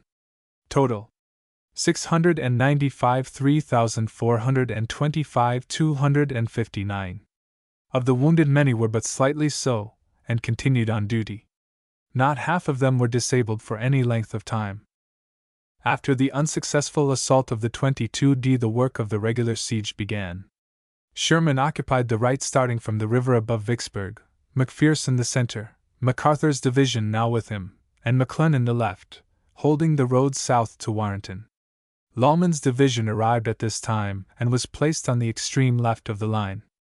In the interval between the assaults of the 19th and 22d, roads had been completed from the Yazoo River and Chickasaw Bayou, around the rear of the army, to enable us to bring up supplies of food and ammunition. Ground had been selected and cleared on which the troops were to be encamped, and tents and cooking utensils were brought up. The troops had been without these from the time of crossing the Mississippi up to this time. All was now ready for the pick and spade. Prentiss and Hurlbut were ordered to send forward every man that could be spared. Cavalry especially was wanted to watch the fords along the Big Black, and to observe Johnston. I knew that Johnston was receiving reinforcements from Bragg, who was confronting Rosecrans in Tennessee. Vicksburg was so important to the enemy that I believed he would make the most strenuous efforts to raise the siege, even at the risk of losing ground elsewhere. My line was more than 15 miles long, extending from Haynes Bluff to Vicksburg, thence to Warrenton. The line of the enemy was about 7. In addition to this, having an enemy at Canton and Jackson, in our rear, who was being constantly reinforced, we required a second line of defense facing the other way. I had not troops enough under my command to man these. General Halleck appreciated the situation, and without being asked, forwarded reinforcements with all possible dispatch. The ground about Vicksburg is admirable for defense. On the north it is about 200 feet above the Mississippi River at the highest point, and very much cut up by the washing rains. The ravines were grown up with cane and underbrush, while the sides and tops were covered with a dense forest. Farther south the ground flattens out somewhat, and was in cultivation. But here, too, it was cut up by ravines and small streams. The enemy's line of defense followed the crest of a ridge from the river north of the city eastward, then southerly around to the Jackson Road, full 3 miles back of the city, thence in a southwesterly direction to the river. Deep ravines of the description given lay in front of these defenses. As there is a succession of gullies, cut out by rains along the side of the ridge, the line was necessarily very irregular. To follow each of these spurs with entrenchments, so as to command the slopes on either side, would have lengthened their line very much. Generally, therefore, or in many places, their line would run from near the head of one gully nearly straight to the head of another, and an outer work triangular in shape, generally open in the rear, was thrown up on the point. With a few men in this outer work they commanded the approaches to the main line completely. The work to be done, to make our position as strong against the enemy as his was against us, was very great. The problem was also complicated by our wanting our line as near that of the enemy as possible. We had but 4 engineer officers with us. Captain Prime, of the Engineer Corps, was the chief, and the work at the beginning was mainly directed by him. His health soon gave out, when he was succeeded by Captain Comstock, also of the Engineer Corps. To provide assistance on such a long line, I directed that all officers who had graduated at West Point, where they had necessarily to study military engineering, should in addition to their other duties assist in the work. The chief quartermaster and the chief commissary were graduates. The chief commissary, now the commissary general of the army, begged off, however, saying that there was nothing in engineering that he was good for unless he would do for a saproller. As soldiers require rations while working in the ditches as well as when marching and fighting, and as we would be sure to lose him if he was used as a saproller, I let him off. The general is a large man, weighs 220 pounds, and is not tall. We had no siege guns except 6 32-pounders, and there were none at the west to draw from. Admiral Porter, however, supplied us with a battery of navy guns of large caliber, and with these, and the field artillery used in the campaign, the siege began. The first thing to do was to get the artillery in batteries where they would occupy commanding positions, then establish the camps, under cover from the fire of the enemy but as near up as possible, and then construct rifle pits and covered ways, to connect the entire command by the shortest route. The enemy did not harass us much while we were constructing our batteries. Probably their artillery ammunition was short, and their infantry was kept down by our sharpshooters, who were always on the alert and ready to fire at a head whenever it showed itself above the rebel works. In no place were our lines more than 600 yards from the enemy. It was necessary, therefore, to cover our men by something more than the ordinary parapet. To give additional protection, sandbags, bulletproof, were placed along the tops of the parapets far enough apart to make loopholes for musketry. On top of these, logs were put. By these means the men were enabled to walk about erect when off duty, without fear of annoyance from sharpshooters. The enemy used in their defense explosive musket balls, no doubt thinking that, bursting over our men in the trenches, they would do some execution, but I do not remember a single case where a man was injured by a piece of one of these shells. When they were hit and the ball exploded, the wound was terrible. In these cases a solid ball would have hit as well. Their use is barbarous, because they produce increased suffering without any corresponding advantage to those using them. The enemy could not resort to our method to protect their men, because we had an inexhaustible supply of ammunition to draw upon and used it freely. Splinters from the timber would have made havoc among the men behind. There were no mortars with the besiegers, except what the navy had in front of the city, but wooden ones were made by taking logs of the toughest wood that could be found, boring them out for 6 or 12-pound shells and binding them with strong iron bands. These answered as cockerns, and shells were successfully thrown from them into the trenches of the enemy. The labor of building the batteries and entrenching was largely done by the pioneers, assisted by Negroes who came within our lines and who were paid for their work, but details from the troops had often to be made. The work was pushed forward as rapidly as possible, and when an advanced position was secured and covered from the fire of the enemy, the batteries were advanced. By the 30th of June there were 220 guns in position, mostly light field pieces, besides a battery of heavy guns belonging to, manned and commanded by the Navy. We were now as strong for defense against the garrison of Vicksburg as they were against us, but I knew that Johnston was in our rear, and was receiving constant reinforcements from the east. He had at this time a larger force than I had had at any time prior to the Battle of Champion's Hill. As soon as the news of the arrival of the Union Army behind Vicksburg reached the north, floods of visitors began to pour in. Some came to gratify curiosity, some to see sons or brothers who had passed through the terrible ordeal. Members of the Christian and sanitary associations came to minister to the wants of the sick and the wounded. Often those coming to see a son or brother would bring a dozen or two of poultry. They did not know how little the gift would be appreciated. Many of the soldiers had lived so much on chickens, ducks, and turkeys without bread during the march, that the sight of poultry, if they could get bacon, almost took away their appetite. But the intention was good. Among the earliest arrivals was the governor of Illinois, with most of the state officers. I naturally wanted to show them what there was of most interest. In Sherman's front the ground was the most broken and most wooded, and more was to be seen without exposure. I therefore took them to Sherman's headquarters and presented them. Before starting out to look at the lines, possibly while Sherman's horse was being saddled, there were many questions asked about the late campaign, about which the North had been so imperfectly informed. There was a little knot around Sherman and another around me, and I heard Sherman repeating, in the most animated manner, what he had said to me when we first looked down from Walnut Hills upon the land below on the 18th of May, adding, "Grant is entitled to every bit of the credit for the campaign. I opposed it. I wrote him a letter about it. But for this speech it is not likely that Sherman's opposition would have ever been heard of. His untiring energy and great efficiency during the campaign entitle him to a full share of all the credit due for its success. He could not have done more if the plan had been his own." 13. On the 26th of May I sent Blair's division up the Yazoo to drive out a force of the enemy supposed to be between the Big Black and the Yazoo. The country was rich and full of supplies of both food and forage. Blair was instructed to take all of it. The cattle were to be driven in for the use of our army, and the food and forage to be consumed by our troops or destroyed by fire. All bridges were to be destroyed, and the roads rendered as nearly impassable as possible. Blair went 45 miles and was gone almost a week. His work was effectually done.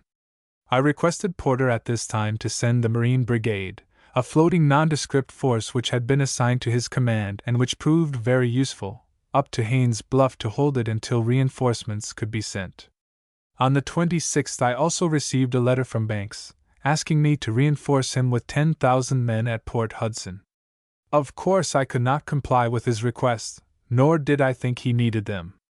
He was in no danger of an attack by the garrison in his front, and there was no army organizing in his rear to raise the siege. On the 3d of June a brigade from Hurlbut's command arrived, General Kimball commanding. It was sent to Mechanicsburg, some miles northeast of Haines' Bluff and about midway between the Big Black and the Yazoo. A brigade of Blair's division and 1,200 cavalry had already, on Blair's return from the Yazoo, been sent to the same place with instructions to watch the crossings of the Big Black River, to destroy the roads in his, Blair's, front, and to gather or destroy all supplies.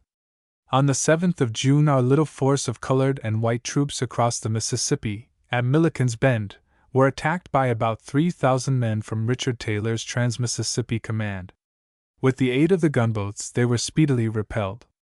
I sent Mower's brigade over with instructions to drive the enemy beyond the Tensas Bayou, and we had no further trouble in that quarter during the siege. This was the first important engagement of the war in which colored troops were under fire. These men were very raw, having all been enlisted since the beginning of the siege, but they behaved well.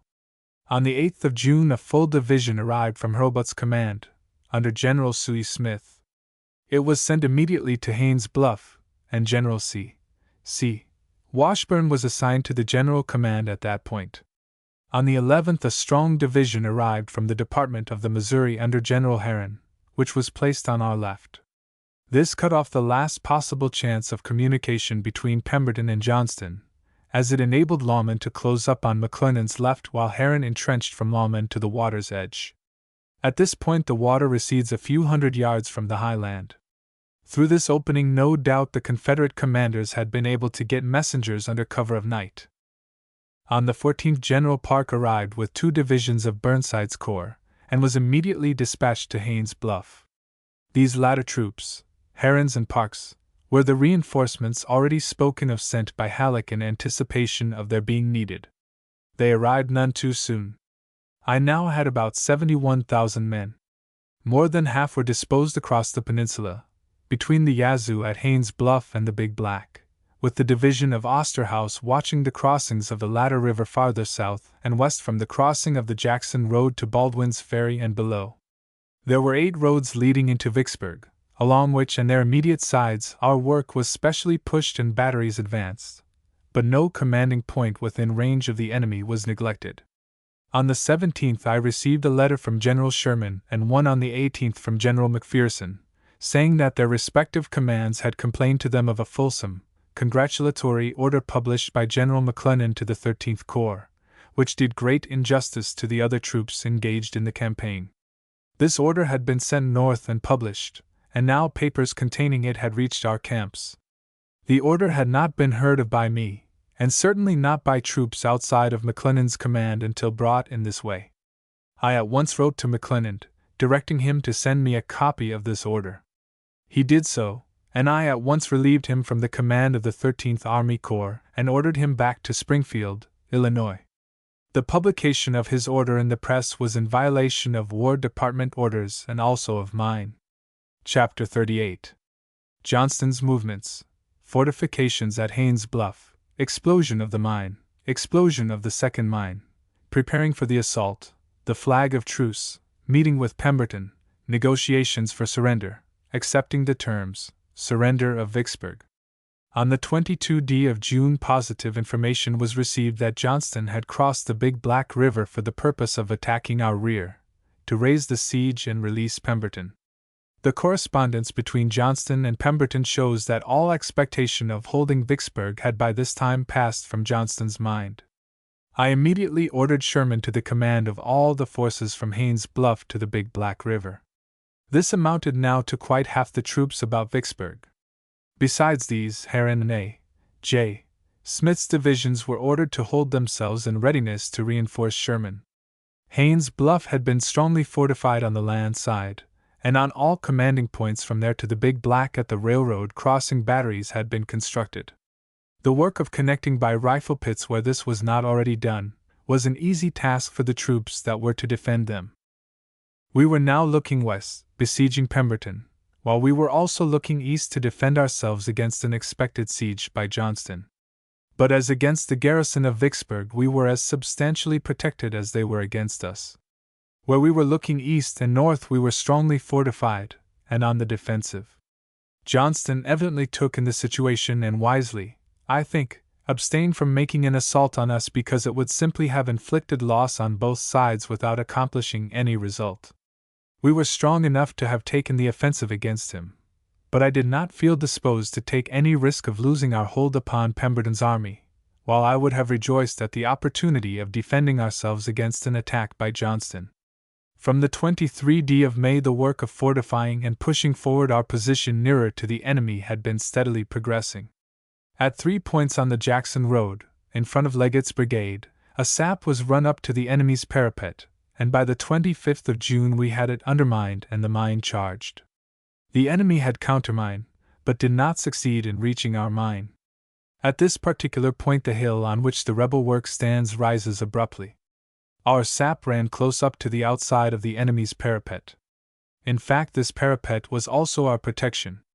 The soldiers of the two sides occasionally conversed pleasantly across this barrier. Sometimes they exchanged the hard bread of the Union soldiers for the tobacco of the Confederates. At other times the enemy threw over hand grenades, and often our men, catching them in their hands, returned them. Our mine had been started some distance back down the hill. Consequently, when it had extended as far as the parapet, it was many feet below it. This caused the failure of the enemy in his search to find and destroy it. On the 25th of June at 3 o'clock, all being ready, the mine was exploded.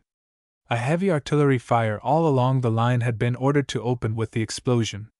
The effect was to blow the top of the hill off and make a crater where it stood. The breach was not sufficient to enable us to pass a column of attack through. In fact, the enemy, having failed to reach our mine, had thrown up a line farther back, where most of the men guarding that point were placed. There were a few men, however, left at the advance line, and others working in the countermine, which was still being pushed to find ours. All that were there were thrown into the air, some of them coming down on our side still alive. I remember one colored man, who had been underground at work when the explosion took place, who was thrown to our side. He was not much hurt, but terribly frightened. Someone asked him how high he had gone up. "Dun know, massa, but tink 'bout 3 mile," was his reply. General Logan commanded at this point, and took this colored man to his quarters, where he did service to the end of the siege. As soon as the explosion took place, the crater was seized by 2 regiments of our troops who were nearby, under cover, where they had been placed for the express purpose. The enemy made a desperate effort to expel them, but failed, and soon retired behind the new line. From here, however, they threw hand grenades, which did some execution. The compliment was returned by our men, but not with so much effect. The enemy could lay their grenades on the parapet, which alone divided the contestants, and roll them down upon us, while from our side they had to be thrown over the parapet, which was at considerable elevation. During the night we made efforts to secure our position in the crater against the missiles of the enemy, so as to run trenches along the outer base of their parapet, right and left, but the enemy continued throwing their grenades, and brought boxes of field ammunition, shells, the fuses of which they would light with pour fires, and throw them by hand into our ranks. We found it impossible to continue this work. Another mine was consequently started, which was exploded on the 1st of July, destroying an entire rebel redan, killing and wounding a considerable number of its occupants, and leaving an immense chasm where it stood. No attempt to charge was made this time, the experience of the 25th admonishing us. Our loss in the first affair was about 30 killed and wounded. The enemy must have lost more in the 2 explosions than we did in the first. We lost none in the second. From this time forward the work of mining and pushing our position nearer to the enemy was prosecuted with vigor, and I determined to explode no more mines until we were ready to explode a number at different points and assault immediately after. We were up now at 3 different points, one in front of each corps, to where only the parapet of the enemy divided us. At this time an intercepted dispatch from Johnston to Pemberton informed me that Johnston intended to make a determined attack upon us in order to relieve the garrison at Vicksburg. I knew the garrison would make no formidable effort to relieve itself. The picket lines were so close to each other, where there was space enough between the lines to post pickets, that the men could converse. On the 21st of June I was informed, through this means, that Pemberton was preparing to escape, by crossing to the Louisiana side under cover of night, that he had employed workmen in making boats for that purpose, that the men had been canvassed to ascertain if they would make an assault on the Yankees, to cut their way out, that they had refused, and almost mutinied, because their commander would not surrender and relieve their sufferings, and had only been pacified by the assurance that boats enough would be finished in a week to carry them all over. The rebel pickets also said that houses in the city had been pulled down to get material to build these boats with. Afterwards this story was verified. On entering the city we found a large number of very rudely constructed boats. All necessary steps were at once taken to render such an attempt abortive. Our pickets were doubled. Admiral Porter was notified, so that the river might be more closely watched. Material was collected on the west bank of the river to be set on fire and light up the river if the attempt was made, and batteries were established along the levee crossing the peninsula on the Louisiana side. Had the attempt been made, the garrison of Vicksburg would have been drowned, or made prisoners on the Louisiana side. General Richard Taylor was expected on the west bank to cooperate in this movement, I believe, but he did not come, nor could he have done so with a force sufficient to be of service. The Mississippi was now in our possession from its source to its mouth, except in the immediate front of Vicksburg and of Port Hudson. We had nearly exhausted the country, along a line drawn from Lake Providence to opposite Bruinsburg. The roads west were not of a character to draw supplies over for any considerable force. By the 1st of July our approaches had reached the enemy's ditch at a number of places. At 10 points we could move under cover to within from 5 to 100 yards of the enemy. Orders were given to make all preparations for assault on the 6th of July. The debouches were ordered widened to afford easy egress, while the approaches were also to be widened to admit the troops to pass through four abreast. Plank, and bags filled with cotton packed in tightly, were ordered prepared, to enable the troops to cross the ditches. On the night of the 1st of July Johnston was between Brownsville and the Big Black, and wrote Pemberton from there that about the 7th of the month an attempt would be made to create a diversion to enable him to cut his way out. Pemberton was a prisoner before this message reached him. On July 1st Pemberton, seeing no hope of outside relief, addressed the following letter to each of his 4 division commanders. Unless the siege of Vicksburg is raised, or supplies are thrown in, it will become necessary very shortly to evacuate the place. I see no prospect of the former, and there are many great, if not insuperable obstacles in the way of the latter. You are, therefore, requested to inform me with as little delay as possible, as to the condition of your troops and their ability to make the marches and undergo the fatigues necessary to accomplish a successful evacuation. 2 of his generals suggested surrender, and the other 2 practically did the same. They expressed the opinion that an attempt to evacuate would fail. Pemberton had previously got a message to Johnston suggesting that he should try to negotiate with me for a release of the garrison with their arms. Johnston replied that it would be a confession of weakness for him to do so, but he authorized Pemberton to use his name in making such an arrangement. On the 3d about 10 o'clock a.m. white flags appeared on a portion of the rebel works. Hostilities along that part of the line ceased at once. Soon 2 persons were seen coming towards our lines bearing a white flag. They proved to be General Bowen, a division commander, and Colonel Montgomery, aide-de-camp to Pemberton, bearing the following letter to me. I have the honor to propose an armistice for hours, with the view to arranging terms for the capitulation of Vicksburg. To this end, if agreeable to you, I will appoint 3 commissioners, to meet a like number to be named by yourself at such place and hour today as you may find convenient. I make this proposition to save the further effusion of blood, which must otherwise be shed to a frightful extent, feeling myself fully able to maintain my position for a yet indefinite period. This communication will be handed you under a flag of truce, by Major General John S. Bowen. It was a glorious sight to officers and soldiers on the line where these white flags were visible, and the news soon spread to all parts of the command. The troops felt that their long and weary marches, hard fighting, ceaseless watching by night and day, in a hot climate, exposure to all sorts of weather, to diseases, and worst of all, to the jibes of many northern papers that came to them saying all their suffering was in vain, that Vicksburg would never be taken, were at last at an end and the Union sure to be saved. Bowen was received by General A. J. Smith and asked to see me.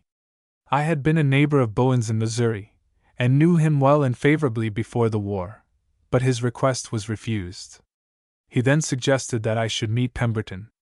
To this I sent a verbal message saying that, if Pemberton desired it, I would meet him in front of McPherson's corps at 3 o'clock that afternoon. I also sent the following written reply to Pemberton's letter.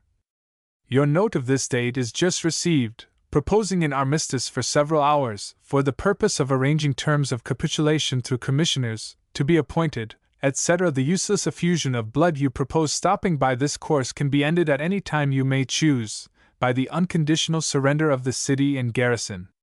Men who have shown so much endurance and courage as those now in Vicksburg, will always challenge the respect of an adversary, and I can assure you will be treated with all the respect due to prisoners of war. I do not favor the proposition of appointing commissioners to arrange the terms of capitulation, because I have no terms other than those indicated above. At 3 o'clock Pemberton appeared at the point suggested in my verbal message, accompanied by the same officers who had borne his letter of the morning. Generals Ord, McPherson, Logan, and A. J. Smith, and several officers of my staff, accompanied me. Our place of meeting was on a hillside within a few hundred feet of the rebel lines. Nearby stood a stunted oak tree, which was made historical by the event. It was but a short time before the last vestige of its body, root and limb had disappeared, the fragments taken as trophies. Since then the same tree has furnished as many cords of wood, in the shape of trophies, as the True Cross. Pemberton and I had served in the same division during part of the Mexican War. I knew him very well therefore, and greeted him as an old acquaintance. He soon asked what terms I proposed to give his army if it surrendered. My answer was the same as proposed in my reply to his letter.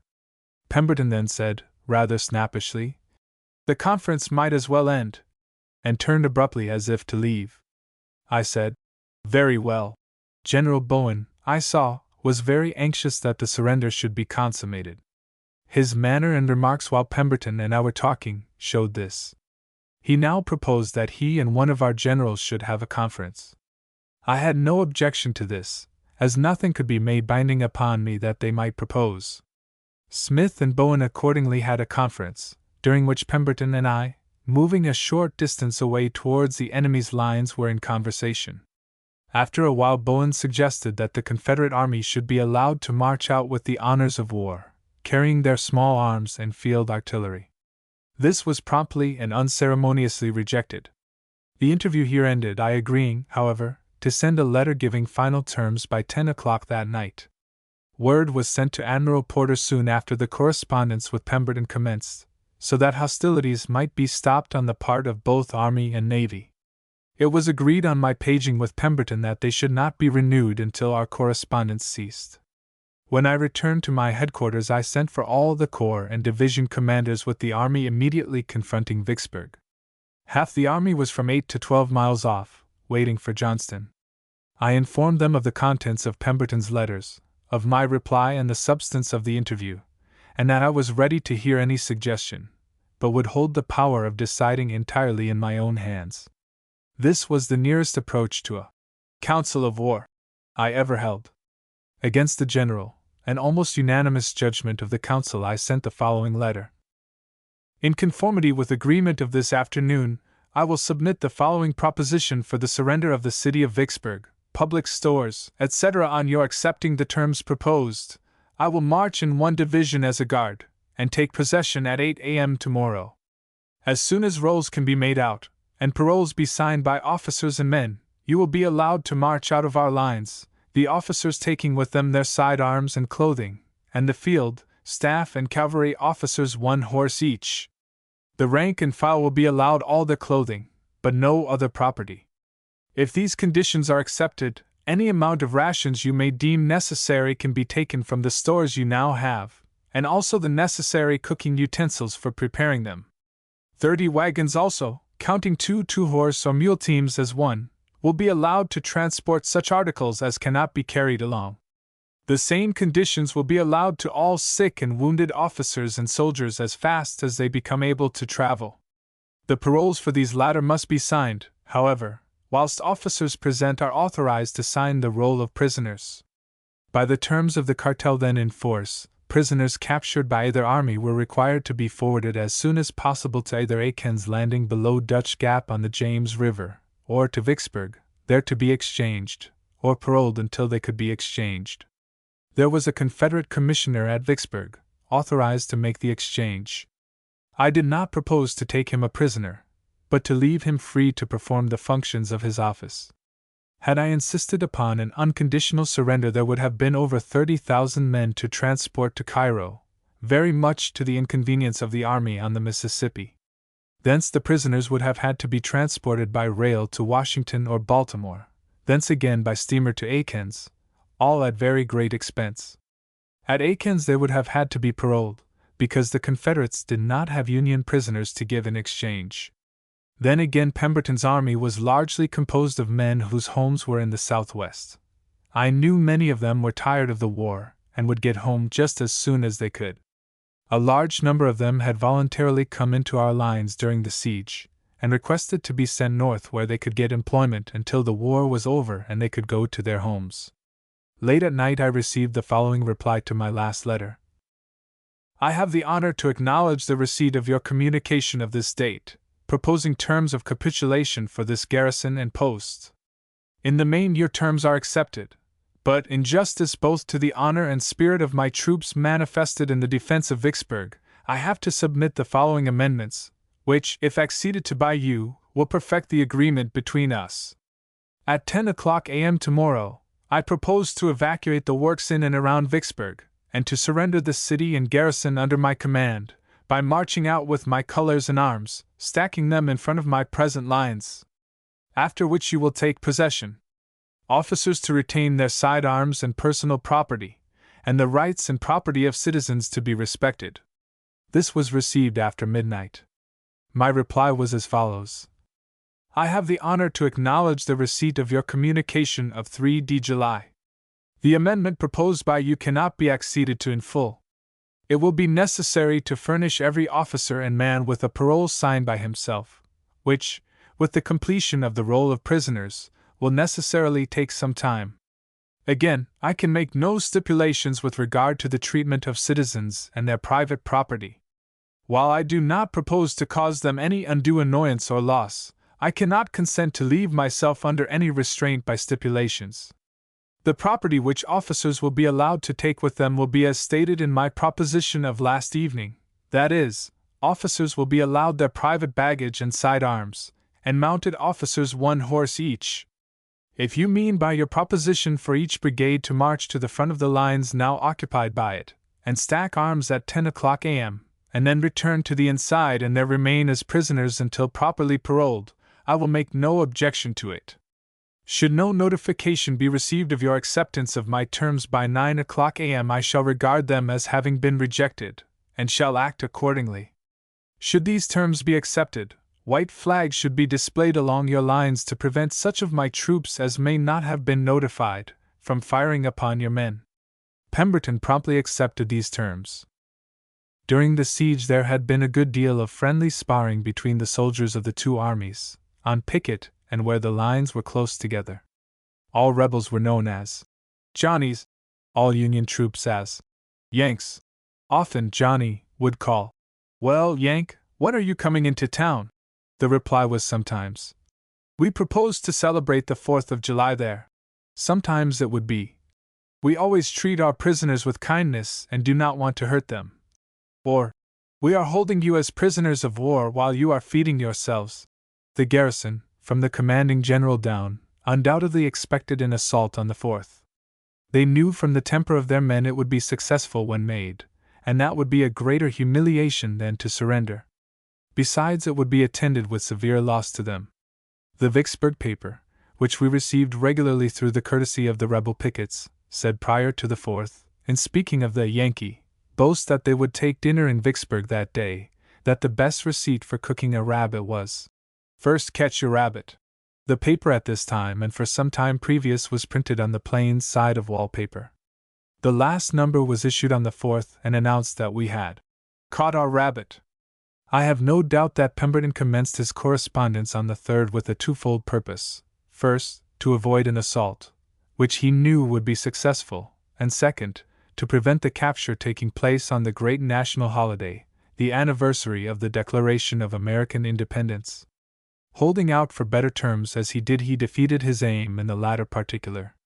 At the appointed hour, the garrison of Vicksburg marched out of their works and formed line in front, stacked arms, and marched back in good order. Our whole army present witnessed this scene without cheering.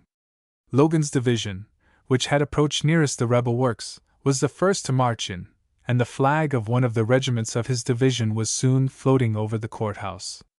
Our soldiers were no sooner inside the lines than the two armies began to fraternize. Our men had had full rations from the time the siege commenced to the close. The enemy had been suffering, particularly towards the last. I myself saw our men taking bread from their haversacks and giving it to the enemy they had so recently been engaged in starving out. It was accepted with avidity and with thanks. Pemberton says in his report, "If it should be asked why the 4th of July was selected as the day for surrender, the answer is obvious. I believed that upon that day I should obtain better terms. Well aware of the vanity of our foe, I knew they would attach vast importance to the entrance on the 4th of July into the stronghold of the great river, and that, to gratify their national vanity, they would yield then what could not be extorted from them at any other time." This does not support my view of his reasons for selecting the day he did for surrendering.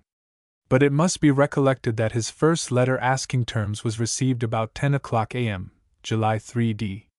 It then could hardly be expected that it would take 24 hours to effect a surrender. He knew that Johnston was in our rear for the purpose of raising the siege, and he naturally would want to hold out as long as he could. He knew his men would not resist an assault, and one was expected on the 4th. In our interview he told me he had rations enough to hold out for some time. My recollection is 2 weeks. It was this statement that induced me to insert in the terms that he was to draw rations for his men from his own supplies. On the 4th of July, General Holmes, with an army of 8,000 or 9,000 men belonging to the Trans-Mississippi Department, made an attack upon Helena, Arkansas. He was totally defeated by General Prentiss, who was holding Helena with less than 4,200 soldiers. Holmes reported his loss at 1,636, of which 173 were killed, but as Prentiss buried 400, Holmes evidently understated his losses. The Union loss was 57 killed, 127 wounded, and between 30 and 40 missing. This was the last effort on the part of the Confederacy to raise the siege of Vicksburg. On the 3rd, as soon as negotiations were commenced, I notified Sherman and directed him to be ready to take the offensive against Johnston, drive him out of the state, and destroy his army if he could. Steele and Ord were directed at the same time to be in readiness to join Sherman as soon as the surrender took place. Of this Sherman was notified. I rode into Vicksburg with the troops, and went to the river to exchange congratulations with the Navy upon our joint victory. At that time I found that many of the citizens had been living underground. The ridges upon which Vicksburg is built, and those back to the Big Black, are composed of a deep yellow clay of great tenacity. Where roads and streets are cut through, perpendicular banks are left, and stand as well as if composed of stone. The magazines of the enemy were made by running passageways into this clay at places where there were deep cuts. Many citizens secured places of safety for their families by carving out rooms in these embankments. A doorway in these cases would be cut in a high bank, starting from the level of the road or street, and after running in a few feet a room of the size required was carved out of the clay, the dirt being removed by the doorway. In some instances I saw where 2 rooms were cut out, for a single family, with the doorway and the clay wall separating them. Some of these were carpeted and furnished with considerable elaboration. In these the occupants were fully secure from the shells of the Navy, which were dropped into the city night and day without intermission. I returned to my old headquarters outside in the afternoon, and did not move into the town until the 6th. On the afternoon of the 4th I sent Captain W.M. Dunn of my staff to Cairo, the nearest point where the telegraph could be reached, with a dispatch to the General-in-Chief. It was as follows. The enemy surrendered this morning. The only terms allowed is their parole as prisoners of war. This I regard as a great advantage to us at this moment. It saves, probably, several days in the capture, and leaves troops and transports ready for immediate service. Sherman, with a large force, moves immediately on Johnston, to drive him from the state. I will send troops to the relief of Banks, and return the 9th Army Corps to Burnside. This news, with the victory at Gettysburg won the same day, lifted a great load of anxiety from the minds of the President, his cabinet, and the loyal people all over the North. The fate of the Confederacy was sealed when Vicksburg fell. Much hard fighting was to be done afterwards and many precious lives were to be sacrificed, but the morale was with the supporters of the Union ever after. I at the same time wrote to General Banks informing him of the fall and sending him a copy of the terms, also saying I would send him all the troops he wanted to ensure the capture of the only foothold the enemy now had on the Mississippi River. General Banks had a number of copies of this letter printed, or at least a synopsis of it, and very soon a copy fell into the hands of General Gardner, who was then in command of Port Hudson. Gardner at once sent a letter to the commander of the national forces saying that he had been informed of the surrender of Vicksburg, and telling how the information reached him. He added that if this was true, it was useless for him to hold out longer. General Banks gave him assurances that Vicksburg had been surrendered, and General Gardner surrendered unconditionally on the 9th of July. Port Hudson, with nearly 6,000 prisoners, 51 guns, 5,000 small arms and other stores, fell into the hands of the Union forces. From that day to the close of the rebellion the Mississippi River, from its source to its mouth, remained in the control of the national troops. Pemberton and his army were kept in Vicksburg until the whole could be paroled. The paroles were in duplicate, by organization, one copy for each, Federals and Confederates, and signed by the commanding officers of the companies or regiments. Duplicates were also made for each soldier and signed by each individually, one to be retained by the soldier signing and one to be retained by us. Several hundred refused to sign their paroles, preferring to be sent to the North as prisoners to being sent back to fight again. Others again kept out of the way, hoping to escape either alternative. Pemberton appealed to me in person to compel these men to sign their paroles, but I declined. It also leaked out that many of the men who had signed their paroles intended to desert and go to their homes as soon as they got out of our lines. Pemberton, hearing this, again appealed to me to assist him. He wanted arms for a battalion, to act as guards in keeping his men together while being marched to a camp of instruction, where he expected to keep them until exchanged. This request was also declined. It was precisely what I expected and hoped that they would do. I told him, however, that I would see that they marched beyond our lines in good order. By the 11th, just 1 week after the surrender, the paroles were completed and the Confederate garrison marched out. Many deserted, and fewer of them were ever returned to the ranks to fight again than would have been the case had the surrender been unconditional and the prisoners sent to the James River to be paroled.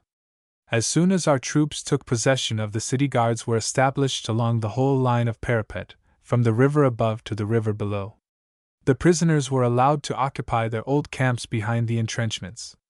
No restraint was put upon them, except by their own commanders.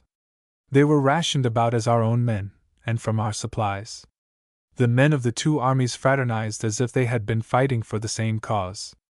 When they passed out of the works they had so long and so gallantly defended, between lines of their late antagonists, not a cheer went up, not a remark was made that would give pain. Really, I believe there was a feeling of sadness just then in the breasts of most of the Union soldiers at seeing the dejection of their late antagonists. The day before the departure the following order was issued. Paroled prisoners will be sent out of here tomorrow. They will be authorized to cross at the railroad bridge, and move from there to Edwards Ferry, 14, and on by way of Raymond. Instruct the commands to be orderly and quiet as these prisoners pass, to make no offensive remarks, and not to harbor any who fall out of ranks after they have passed. Chapter 39. Retrospect of the Campaign, Sherman's Movements, Proposed Movement upon Mobile, a Painful Accident, Ordered to Report at Cairo. The capture of Vicksburg, with its garrison, ordnance and ordnance stores, and the successful battles fought in reaching them, gave new spirit to the loyal people of the North. New hopes for the final success of the cause of the Union were inspired. The victory gained at Gettysburg, upon the same day, added to their hopes. Now the Mississippi River was entirely in the possession of the national troops, for the fall of Vicksburg gave us Port Hudson at once. The Army of Northern Virginia was driven out of Pennsylvania and forced back to about the same ground it occupied in 1861. The Army of the Tennessee united with the Army of the Gulf, dividing the Confederate States completely. The first dispatch I received from the government after the fall of Vicksburg was in these words: I fear your paroling the prisoners at Vicksburg, without actual delivery to a proper agent as required by the 7th article of the cartel, may be construed into an absolute release, and that the men will immediately be placed in the ranks of the enemy. Such has been the case elsewhere. If these prisoners have not been allowed to depart, you will detain them until further orders. Halleck did not know that they had already been delivered into the hands of Major Watts, Confederate Commissioner for the Exchange of Prisoners. At Vicksburg 31,600 prisoners were surrendered, together with 172 cannon, about 60,000 muskets, and a large amount of ammunition. The small arms of the enemy were far superior to the bulk of ours. Up to this time our troops at the West had been limited to the old United States flintlock muskets changed into percussion, or the Belgian musket imported early in the war, almost as dangerous to the person firing it as to the one aimed at, and a few new and improved arms. These were of many different calibers, a fact that caused much trouble in distributing ammunition during an engagement. The enemy had generally new arms which had run the blockade and were of uniform caliber. After the surrender, I authorized all colonels whose regiments were armed with inferior muskets to place them in the stack of captured arms and replace them with the latter. A large number of arms turned into the Ordnance Department as captured were thus arms that had really been used by the Union Army in the capture of Vicksburg. In this narrative I have not made the mention I should like of officers, dead and alive, whose services entitle them to special mention. Neither have I made that mention of the Navy which its services deserve. Suffice it to say, the close of the siege of Vicksburg found us with an army unsurpassed, in proportion to its numbers, taken as a whole of officers and men. A military education was acquired which no other school could have given. Men who thought a company was quite enough for them to command properly at the beginning would have made good regimental or brigade commanders. Most of the brigade commanders were equal to the command of a division, and one, Ransom, would have been equal to the command of a corps at least. Logan and Crocker ended the campaign fitted to command independent armies. General F. P. Blair joined me at Milliken's Bend, a full-fledged general, without having served in a lower grade. He commanded a division in the campaign. I had known Blair in Missouri, where I had voted against him in 1858, when he ran for Congress. I knew him as a frank, positive, and generous man, true to his friends even to a fault, but always a leader. I dreaded his coming. I knew from experience that it was more difficult to command two generals